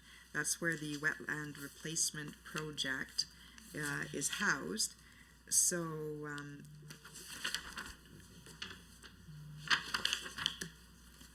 so what that program does is it establishes wetlands through funding partnerships for collaborative restoration projects across the province. The proponents pursuing activities that will permanently impact wetlands in Alberta are required to reclaim, replace their own wetland or pay a wetland replacement fee. Some highlights of that program for 2021-22 is that there were 7 projects completed with 3 municipalities and 1 nonprofit organization. It's $3.2 million in funding, resulting in 124 hectares of wetland being replaced. To date, the program has funded 14 projects across the province, equating to $6.9 million, replacing 282 hectares. We've developed formal relationships with other governments and conservation agencies to deliver the program, and we have a memorandum of understanding with Ducks Unlimited and 16 municipalities. Projects funded through the program can include financial compensation for landowners, hosting wetland replacement projects. We support the wetland policy outcomes in the following ways. Wetlands and their benefits for the environment are conserved and restored in areas where losses have been high, and they're managed by avoiding and minimizing negative impacts where necessary. And Fair to say then that your government is not considering any changes to the wetlands policy in this fiscal year? wasn't in that meeting, so I'm not sure, I can't comment what was said, but our budget is, our budget is remaining, and we're not aware of any. But the policy, I mean, the budget is one thing, the policy can change without. I have not Is there any changes to the policy being contemplated? I have no contemplation of changes to the policy. So the wetland policy as it exists will be in place for the 2023 fiscal year? It's not in my plans to change that policy. Thank you very much.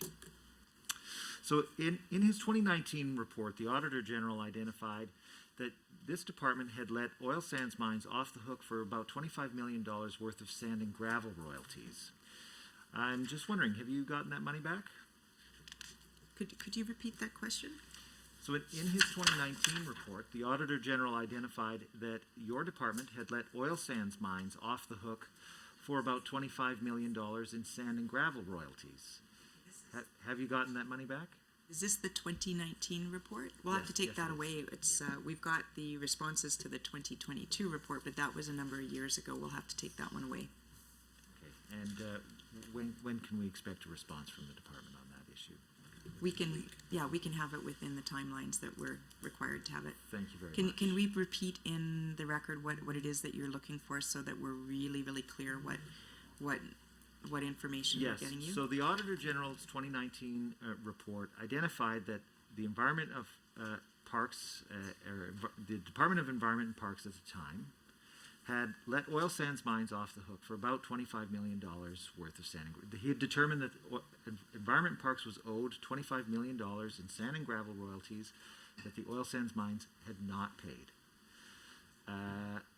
I'm just wondering what steps, if any, that department has taken to claim the oil sands royalties that the Auditor General identified were owed to Environment and Parks. So we can take that away, but we understand too that budget item might have moved over to forestry, parks, and tourism as being a matter related to land. So it's we might not be the appropriate ones to be able to give you the answer of whether it's been collected, but we have it in the record, and we will endeavor to get that to you. But so we'll now move on to a 10-minute block for the government caucus, and Mr. Getson has the floor. Well, thank you, Mr. Chair. I really appreciate it. And Minister, thank you again for working on this. We have a little bit of time to go back and forth if you're still comfortable with that. Absolutely. And this is friendly fire, so it's probably be a little bit better than what you had to deal with for the last bit. Over 2 hours into the estimates. It's nicer to hear other people talk and less talk. More talk for you, less talk for me. So, Minister, you know, I'm cuckoo for Cocoa Puffs when it comes to economic corridors and responsible development and everything else. And there was a couple items that jumped off the page, and you said it in your opening remarks, and also on page 48 of the business plan, under initiatives and supporting key objectives. So there's an allocation of about $2.5 million for the designated industrial zone pilot project for 23-24. So Albertans recognize the importance of the industrial heartland, responsible development, everything else along those lines. I have a few other things written down here, Minister, but quite honestly, I'm turning 50 and left my glasses at home. It's a little fuzzy, but what I am picking up on it, and what you can tell from my enthusiasm is over that project. Again, risk and uncertainty and regulatory compliance items are always putting dollars at threat and investment at threat. And then having such a robust environmental plan that we do, and the best place to do business, I just want you to tell us how much is this going to help by having a clear objective and industrial zone around an area as a pilot project? And if you could please tell us what you've heard on some of your COP visits as well in this context of forward leaning and what we're looking at here. Sure. Well, first of all, I want to thank you for the work you've done in corridors, economic corridors, and I think you've been doing that for a very long time. I think the first conversation I had through you, Mr. Chair, to the member, the first conversation I had with this member was about corridors and the importance of corridors. So thank you for your continued work on because it really does reduce the uncertainty, makes it more predictable, a regulatory framework that allows companies to invest because they've got the uncertainty, the certainty of timelines, and the ability to in these designated corridors, sometimes shared resources, of regulatory certainty, commitment that there's consultation has taken place. But I think your question was with respect to the work with municipalities and industries around the DIZ, designated industrial zone in the heartland. So with respect to that project, it supports it's kind of revolutionary. Like it's early, and we've seen a lot of results, and I think it's probably the start of many more designated industrial zones. I think there's a lot of satisfaction that from all stakeholders, from industry to communities, to knowing what the rules are. So it builds upon our commitment to work with municipalities and industries to enhance the regulatory efficiency across not only the permitting and approval of projects, but across their entire life cycle of regulation, and it gives a lot more certainty, and it also allows to optimize the cluster infrastructure, the other infrastructure on site, and focus on processed water access. We've heard a lot of issues in the heartland, industrial heartland, about water issues and access to water. It allows a focus on that. It allows for topsoil management, some coordination and with electricity transmission within the zone, and it also helps achieve environmental outcomes for air and water quality. So that work, we have no doubt, is driving final investment decisions for various companies that are wanting to locate in the industrial heartland, and it's encouraging existing industries to continue to invest in their operations in the zone. So I would just point to the hydrogen roadmap and some of the targets in there, and the importance of achieving that. So I appreciate that, Minister. And the other is some of the feedback. The second part of the question was the feedback, so it's very comforting. Again, in those areas, it also allows for, I would assume under that pilot program, for, to your point, environmental best practices to take place. So once you've created that incubator, if you would, around those areas, you have that pilot program, anything that's lessons learned within there and within that zone itself, can that be broadened? Like, is there a context of forward-looking a couple of years out? Can we expand this to other areas if it's successful and do that as well? I think that would be the goal. There's all sorts of clusters across the province where we we see this could be applicable to. And just look down in the south part of the province on agri-food development. So I think we can use the model in the Heartland Designated Industrial Zone to bring together. And it's not just the certainty for companies and the regulatory efficiencies, it's the environmental outcomes and being able to protect the environment and water. So it's definitely a model that I think serves well and should be used in other parts of the province for other industries. Well, and I'd shared this with Minister Horner the other day too. So at a CSG conference, there was a senator from Nebraska down there talking about the importance of water.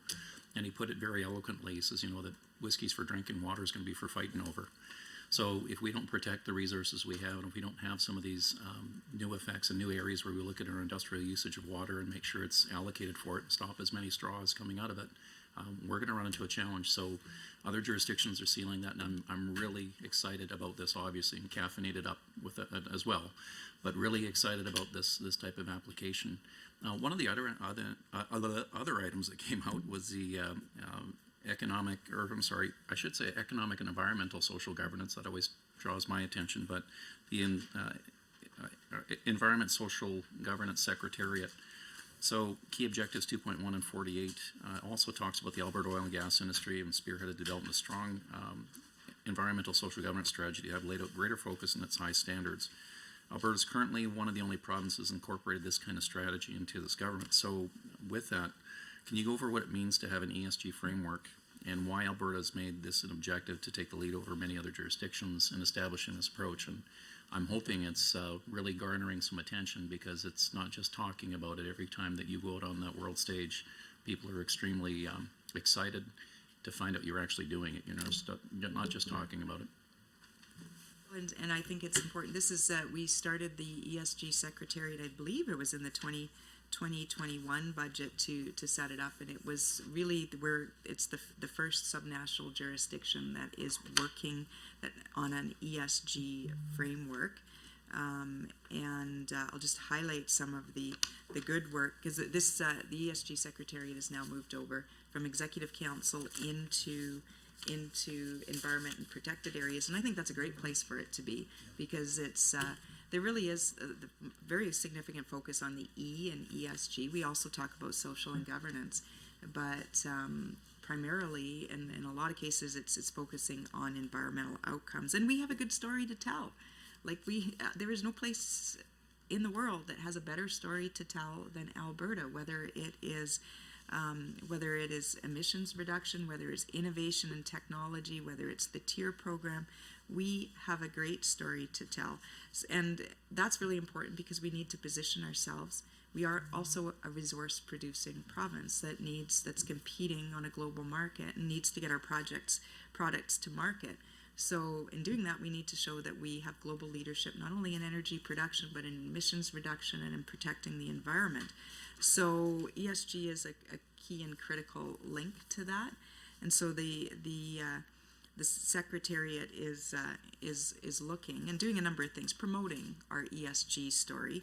They're doing some great work in there in promoting it, and working on a jurisdictional ESG framework. And I can tell you that we're going to have something out shortly, shortly on our ESG report, and some tremendous work that Deputy Minister has been working on, and the ADM MC Bouchard has been working on. You're going to see something out very, very closely on our ESG report.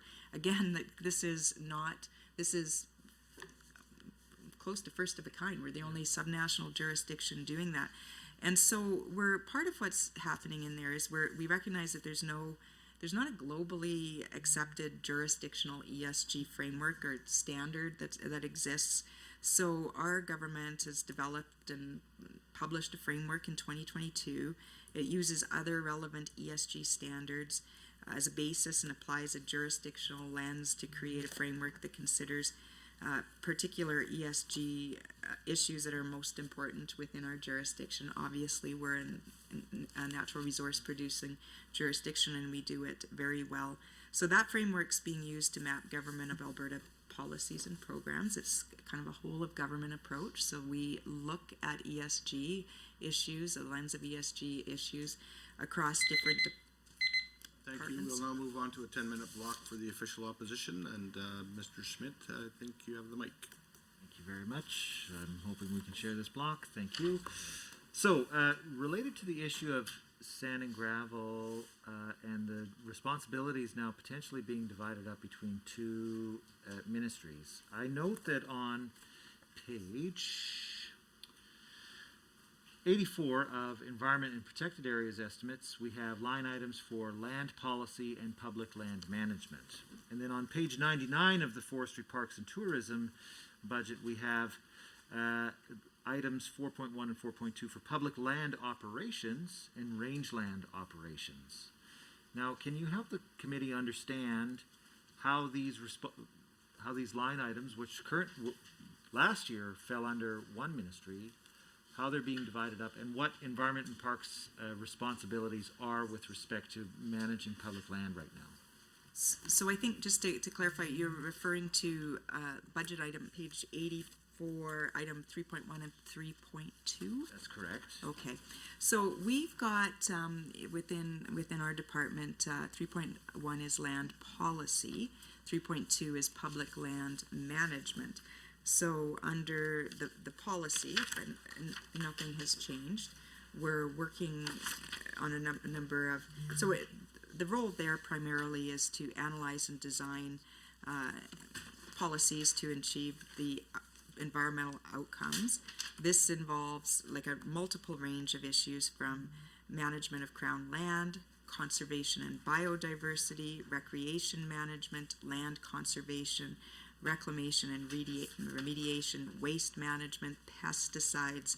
We ensure the policies have a solid understanding of the science and technology, factoring into pollution prevention and conservation. The public land management, so approximately, and you're probably aware of these statistics, 60% of Alberta's land base is public, is crown land.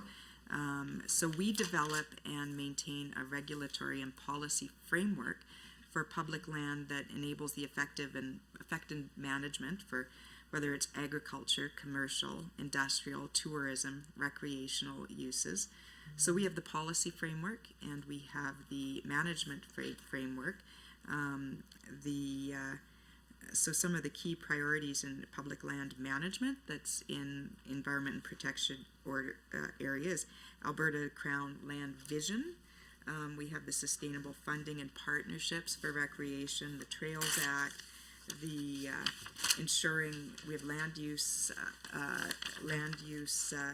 planning, ensuring clear, understandable land use. We have the Crown Land modernization, the regulatory transformation. Forestry has operations and implementation. Okay, so on that note, you noted that your responsibility for the Trails Act. Can you clearly delineate what responsibilities for the Trail Act fall under your ministry and what responsibilities fall under the Ministry of Parks? Because the Minister of Parks has given out millions of dollars worth of grants under the Trails Act. So just help me understand where your responsibilities with the Trail Act end and where his begin.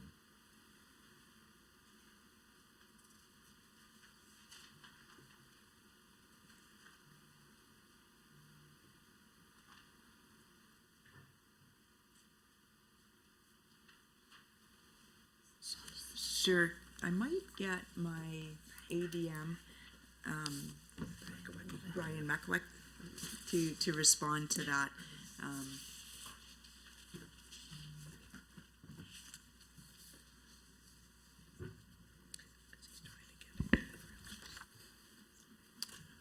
Yes, good morning. Brian McElweck, Assistant Deputy Minister of Lands and Environment and Protected Areas.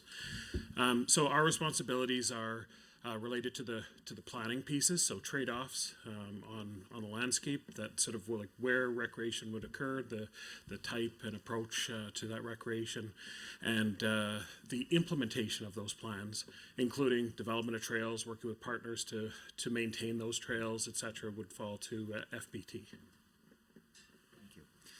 So help me understand the process then, because there's a policy and planning piece. and then there is an implementation piece, and it sounds like this ministry does the policy and planning with respect to Trails Act. Now, what policy and planning pieces were completed before making the Snowmobile Association and the Off-Highway Vehicle Association the Trails Act managers that were designated recently by the Parks Minister? What plans and policy frameworks were put in place to allow that designation to happen? Yeah, so the establishment of the Trails Act and then other changes associated with the Public Lands Act, one of the things that was put in place, an approach, was to support partners in the development of trails and partner organizations. And so that was the establishment of that approach, and policy is in the legislation and is sort of enabled in that to reduce red tape for partners and enable those partners to actively participate in the ongoing maintenance of trails and recreation opportunities. So help me understand, because my interpretation of the Trails Act, which may not have been completely accurate, contemplated naming trails managers restricted to geographical areas. Is that understanding correct, or can somebody be named a trails manager for the entire province? Yeah, my understanding is we could have a trails manager that would be named for the entire province on certain types of trails, and then they could be sub-delegated to local clubs. So there's different ways we could organize that. So in order for an organization to be designated as a trail manager, there would have to be a comprehensive understanding of the network of trails that they're managing. So is it fair to say that this department completed a complete inventory of existing off-highway vehicle trails and snowmobile trails before the Parks Minister named those two associations as the trails managers? Part of what was done after, as the act was put in place, was to assess the trails that are currently that were to be designated under that as a provincial trail under the legislation. There will be the opportunity is to look forward to grow that opportunity as well. So there will be new trails planned and developed over time. But yes, there were a number of trails that were put in place as those regulations were established. So help me understand what the role this ministry will play then in designating future trails as off-highway vehicle trails and snowmobile trails, and what opportunities people who may have proposed other uses for those trails that don't involve motorized vehicles will have to identify trails that could be designated for their use. Yeah, the Act does allow for the type of activity to be identified. So the Trails Act will support all trail users, and that could include, identification of historically relevant trails right up to certainly off-highway vehicle trails and also walking and ski trails. We know that there is potential for different uses at different times of year to be in conflict with each other. So the legislation does support that sort of identification of appropriate use. And through the planning process, the intention is to support those conversations where there are trade-offs. It's a busy landscape, and that planning process will support Indigenous perspectives, other land users. One of the key things that the Trails Act and in combination with the Public Lands Act does is by establishing a trail as a Crown resource, it also protects that trail. And so what that means by protection is ensuring that industrial users also recognize that trail in the landscape. There's an obligation to put that trail back in place, to recover its intent, to work with the trail users to make sure that that trail is maintained. And so, of course, industry would be involved in those discussions as well. So under Section 3.2, then, how much money is set aside specifically for Trails Act management planning activities this year?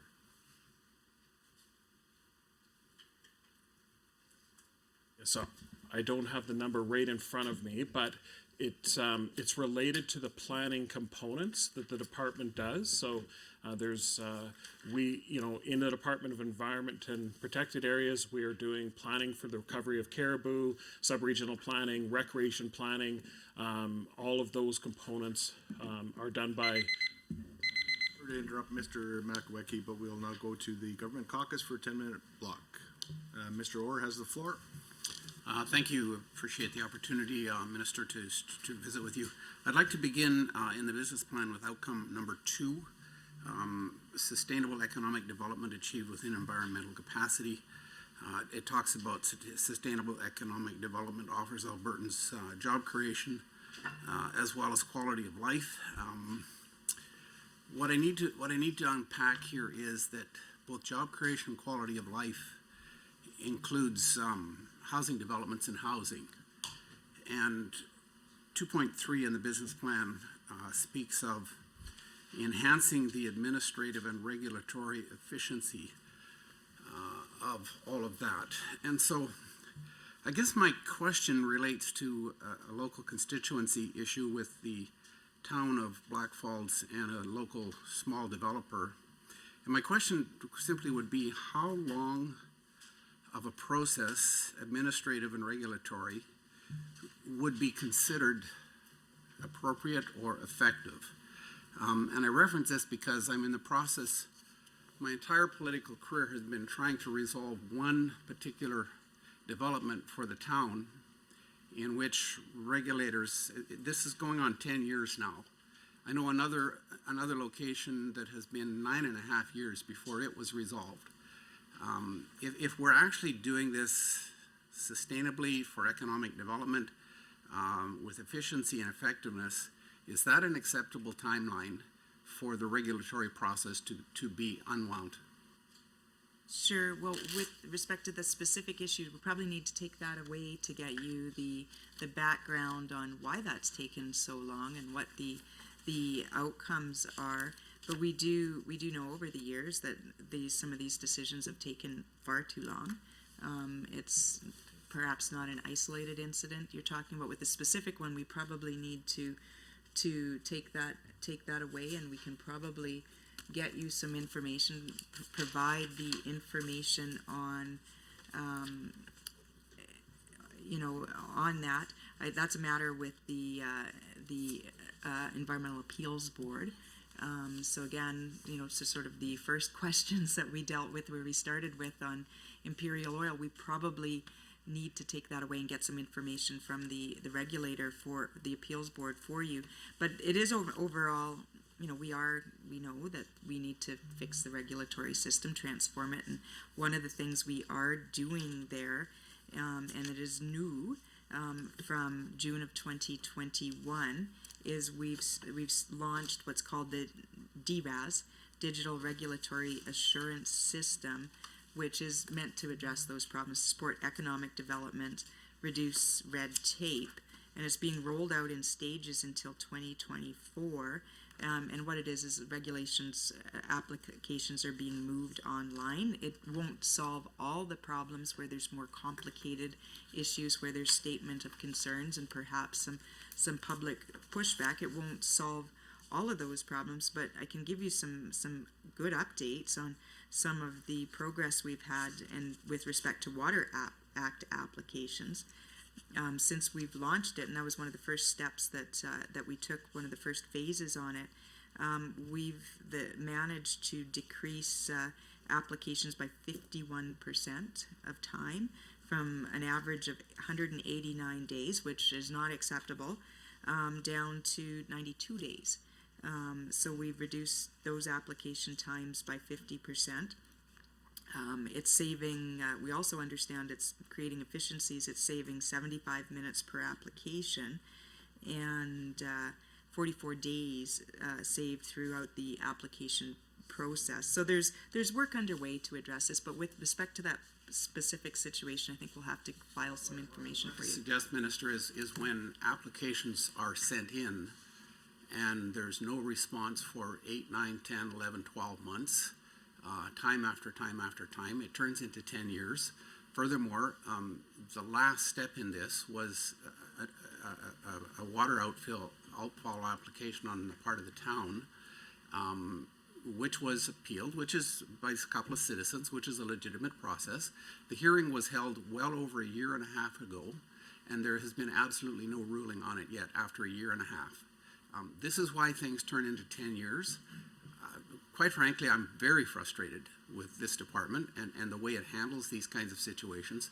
I think it needs to be dumped out, turned over, and restructured completely. Because 10 years to go through an administrative process hinders the town. The town literally is afraid to raise the issue because they're afraid they're going to be continually punished over the issue. Two individuals who are a small developer have spent 10 years of their life trying to resolve a regulatory process that can't be resolved. This needs to be fixed, Minister. Sure. Well, I can't tell you and comment on what might have happened 10 years ago in the department when the application was first required. I just don't have that information on what processes were followed and what delays might have happened 10 years ago. What I can tell you is that we're taking steps to address it with starting with the DRAS system, which would move some of those applications online. There's more accountability, more requirements to respond quickly. So at that first intake process of an application, we're taking steps to address that. Again, I can't comment on 10 years ago. What I can comment on now is some of these applications would fall into DRAS, where it's an online system that's meant to improve timelines. Once it goes to on a situation like that, it sits before the Environmental Appeals Board. Obviously, there was significant statements of concern by one party or another, so it falls into another regulatory process and an appeal. Again, we put more funding into the EAB, and it is also a matter that it's going to have to, the governance of that organization will fall within it's overdue. These organizations and regulatory processes, regulators and administrative bodies are subject to review every 10 years, I think, or and it's overdue. So that process will have to every 7 years. So that process will have to be undertaken. It's overdue for that review, and that can look at finding some efficiencies within the organization, whether it's finding ways to have more of those disputes. Remember, this is a dispute. It doesn't end up at the Environmental Appeals Board unless there's public concerns and there's a dispute, but perhaps more emphasis on resolving those through arbitration and mediation, which keeps them from falling forward into an actual hearing, which then takes longer, and falls under rules of procedural fairness and processes which take longer. But that wouldn't be something that would happen 10 years on a routine application. The more public concerns and statements of concerns and public pushback, the longer it's going to take. But we are taking steps to improve all of that, right from the moment that an application is presented to the government, through if there's statements of concerns and it ends up in an appeal process, to try to streamline that process into more mediation, arbitration, and we're providing more funding to that organization to ensure that their decisions are more timely. And finally, there is a governance review that comes forward to understand if there's a reason that these decisions are taking longer, and if it's whether they need more resourcing, whether they need more processes to move more things streamlined into arbitration and mediation, or whether there's something upfront that can be done to resolve those disputes before they land into appeals. But I would agree with you, 10 years is completely unacceptable for any application of that sort, and that's why we're taking steps to try to rectify that in the future. Thank you. Well, I truly hope you can succeed on your outcome number 2, because quite frankly, the department is, in my 8 years as an MLA, the most frustrating and ineffective department in the entire government. I've got 39 seconds left. I will cede my time to the next group. Sure, I'll take it back for 30 seconds. Well, 24. We kind of got a thing going between Ron and I.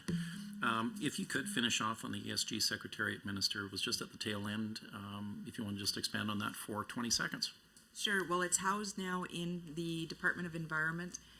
It's resourced. It's funded through the TIER program, which is a great use of TIER program to ensure environmental outcomes and promote all the great things happening. It's being utilized across multiple departments in our government to look at. Sorry to interrupt. We'll now move back over to the official opposition for a 10-minute block, and Mr. Schmidt has the microphone. Thank you, Minister. Can we continue sharing time? Yes. Thank you very much. I mean, I have some criticisms, but it certainly wouldn't be me to say that this is the worst department in government. I'm surprised to hear that comment coming from the government side of the table today. But I would like to continue on with the questions that I was asking before the time ran out. Specifically with respect to public land management in Section 3.2, were you able to, is there a delineated amount of money set aside for Trails Act planning in this budget?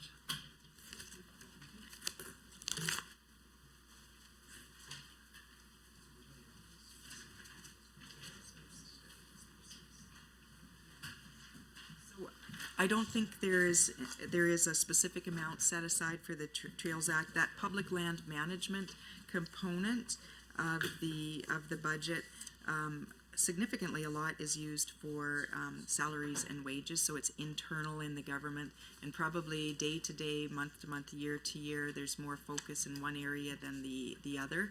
So it's I don't think we can pull aside and tell you a number that's or a number of people or a number in the budget that's related to the Trails Act.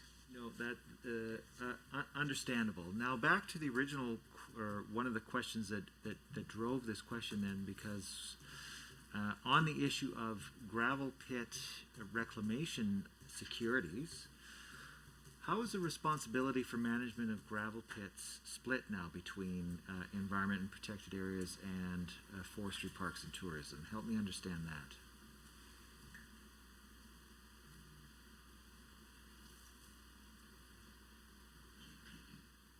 We can take that away and provide you something specific there, but again, the policy and the management remains with environment and protected areas. Some operational elements have transferred over to forestry, parks, and tourism.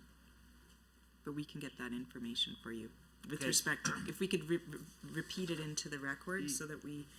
Yeah, just help me understand clearly what responsibilities Environment and Parks has for managing sand and gravel pits in Alberta, including setting reclamation amounts, collecting reclamation amounts, conducting inspections, certifying reclamation, those kinds of things. What responsibilities does Environment and Park have, and what responsibilities does Forestry, Parks, and Tourism have? Because my next question has to do with a very troubling story that somebody came forward to me with in December, and that's the case of Jody Young and her family in Red Deer County, who believe that her water well was contaminated by a nearby gravel pit. Now, there has been no evidence to prove that this is the case one way or the other, but the water well does sit in close proximity to an active gravel pit. I tried to ask the minister questions back in December. She wasn't able to answer at the time, but the minister who answered in her place said that the system was working just fine and that no changes needed to be made.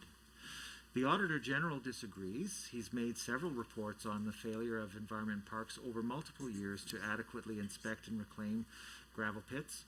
What is your government going to do to fix this broken system and protect people like Jody Young from having their water wells contaminated?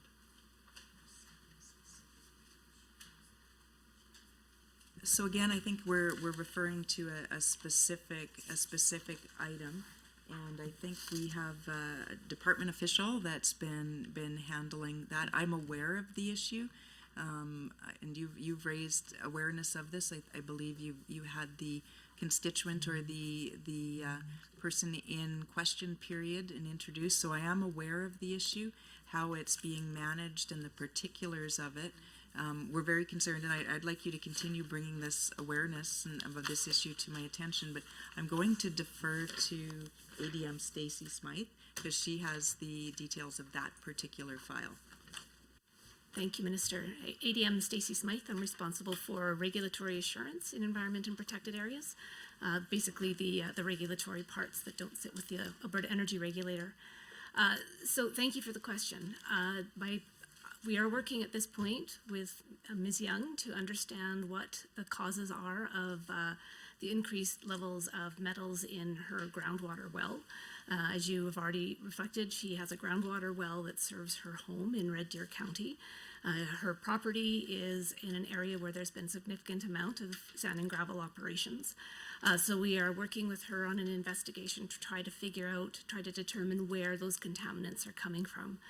We met with her about a month ago and walked her through our investigation plan, how we plan to moving from kind of the space close to her well out further and further until we can delineate what the causes are of the increased metals concentrations in her drinking water.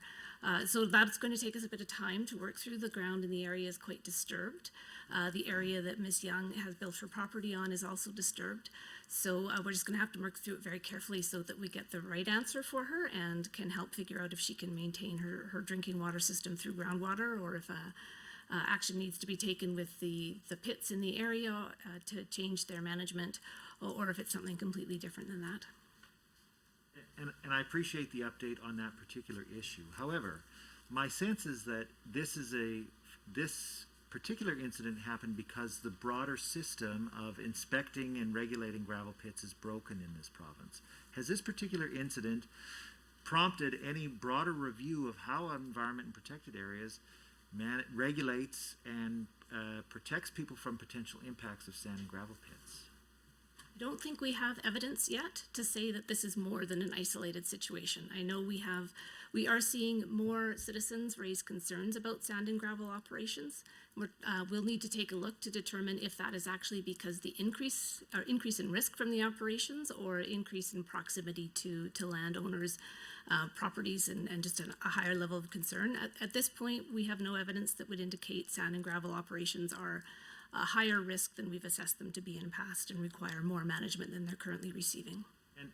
And if the public had trust in the system to manage it, I would be grateful that you would say that there's no evidence. However, the Auditor General has been quite clear that the level of monitoring going on in gravel pits is nowhere near enough for the department to make statements like that there is no evidence that there is ongoing risk here. So I certainly hope that the department increases the level of monitoring of sand and gravel pits to provide the public assurance when you say that there's no risk, that we actually have the data to back that up.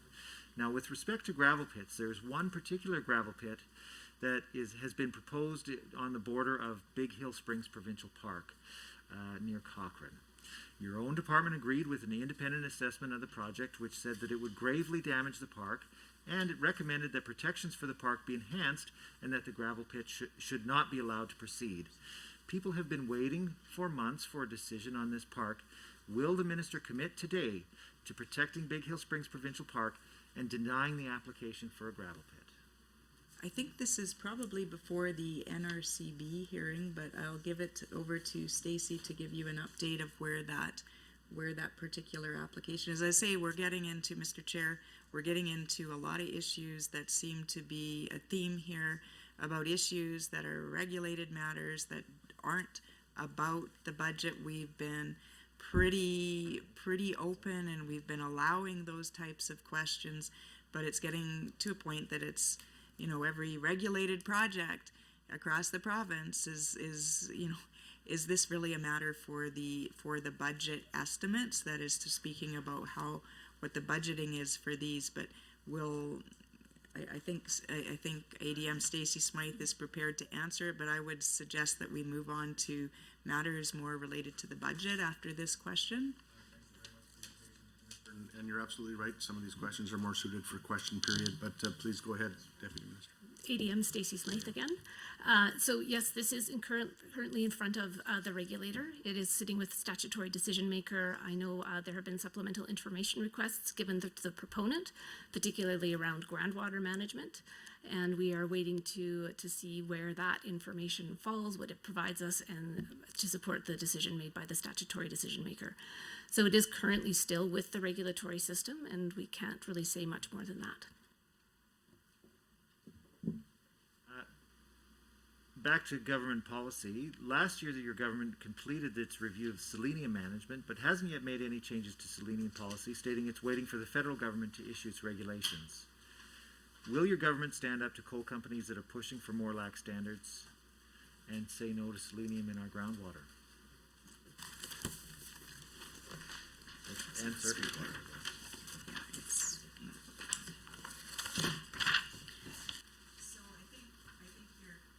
I think you're probably well aware of some of the work we've done on coal. Say, Minister, we won't be able to answer that question. We now move on to the government caucus for the remainder of the time. Mr. Orr, you have the floor. Yeah, okay, we'll stick with section 5 of the budget, fisheries primarily. It's extremely important piece for Albertan. I think of the Cold Lake Fish Hatchery, the Raven Creek Brood Trout Station. So I'm just wondering if you can tell us how much in the budget is actually allocated to the hatcheries and the repropagation of fish across the province.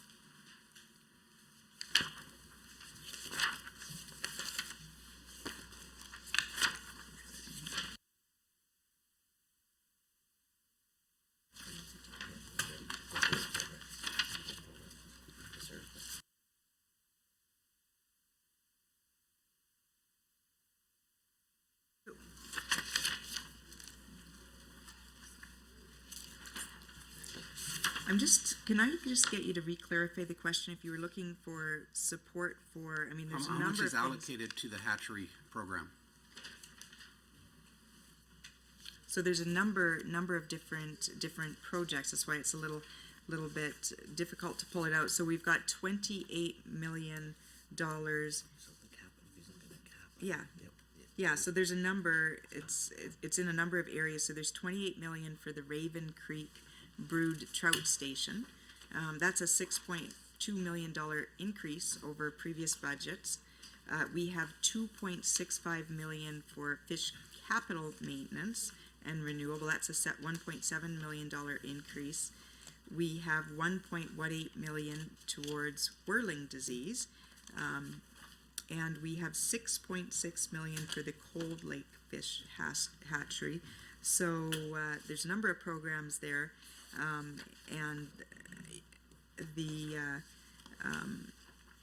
a lot of those. Then we also I can point that we're focused on expanding stocking programs, fish stocking programs, and that would be to increase the fishing experiences, and importantly help to restore the at-risk native trout. That's the West Slope cutthroat. With population increasing. But that first number, I think we'd have to add up a number of those things on the various grants, and it looks like it's about a little over about $36 million. Okay, that's good, thank you, and I'm glad to hear there's continued investment there. I was going to ask you about two sub-pieces of that. You mentioned the fish capital, 2-point-something. Where is that fish capital maintenance and renewal funding actually going to be directed to? To the Sam Livingston Fish Hatchery. There's $2.65 million allocated for fish capital maintenance. I think that's what you're referring to. And that's for the construction of the project upgrade at the Sam Livingston Fish Hatchery. Okay, good. And you did also state the number with regards to whirling disease, a huge issue. I'm just wondering how that money is actually going to be allocated and how is it going to help?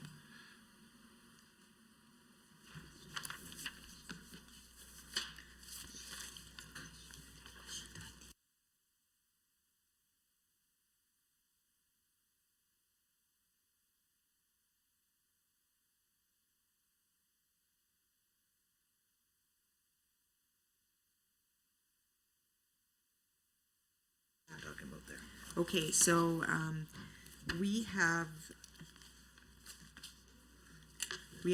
actually have a whirling disease action plan, and it's based on monitoring, education, and mitigation.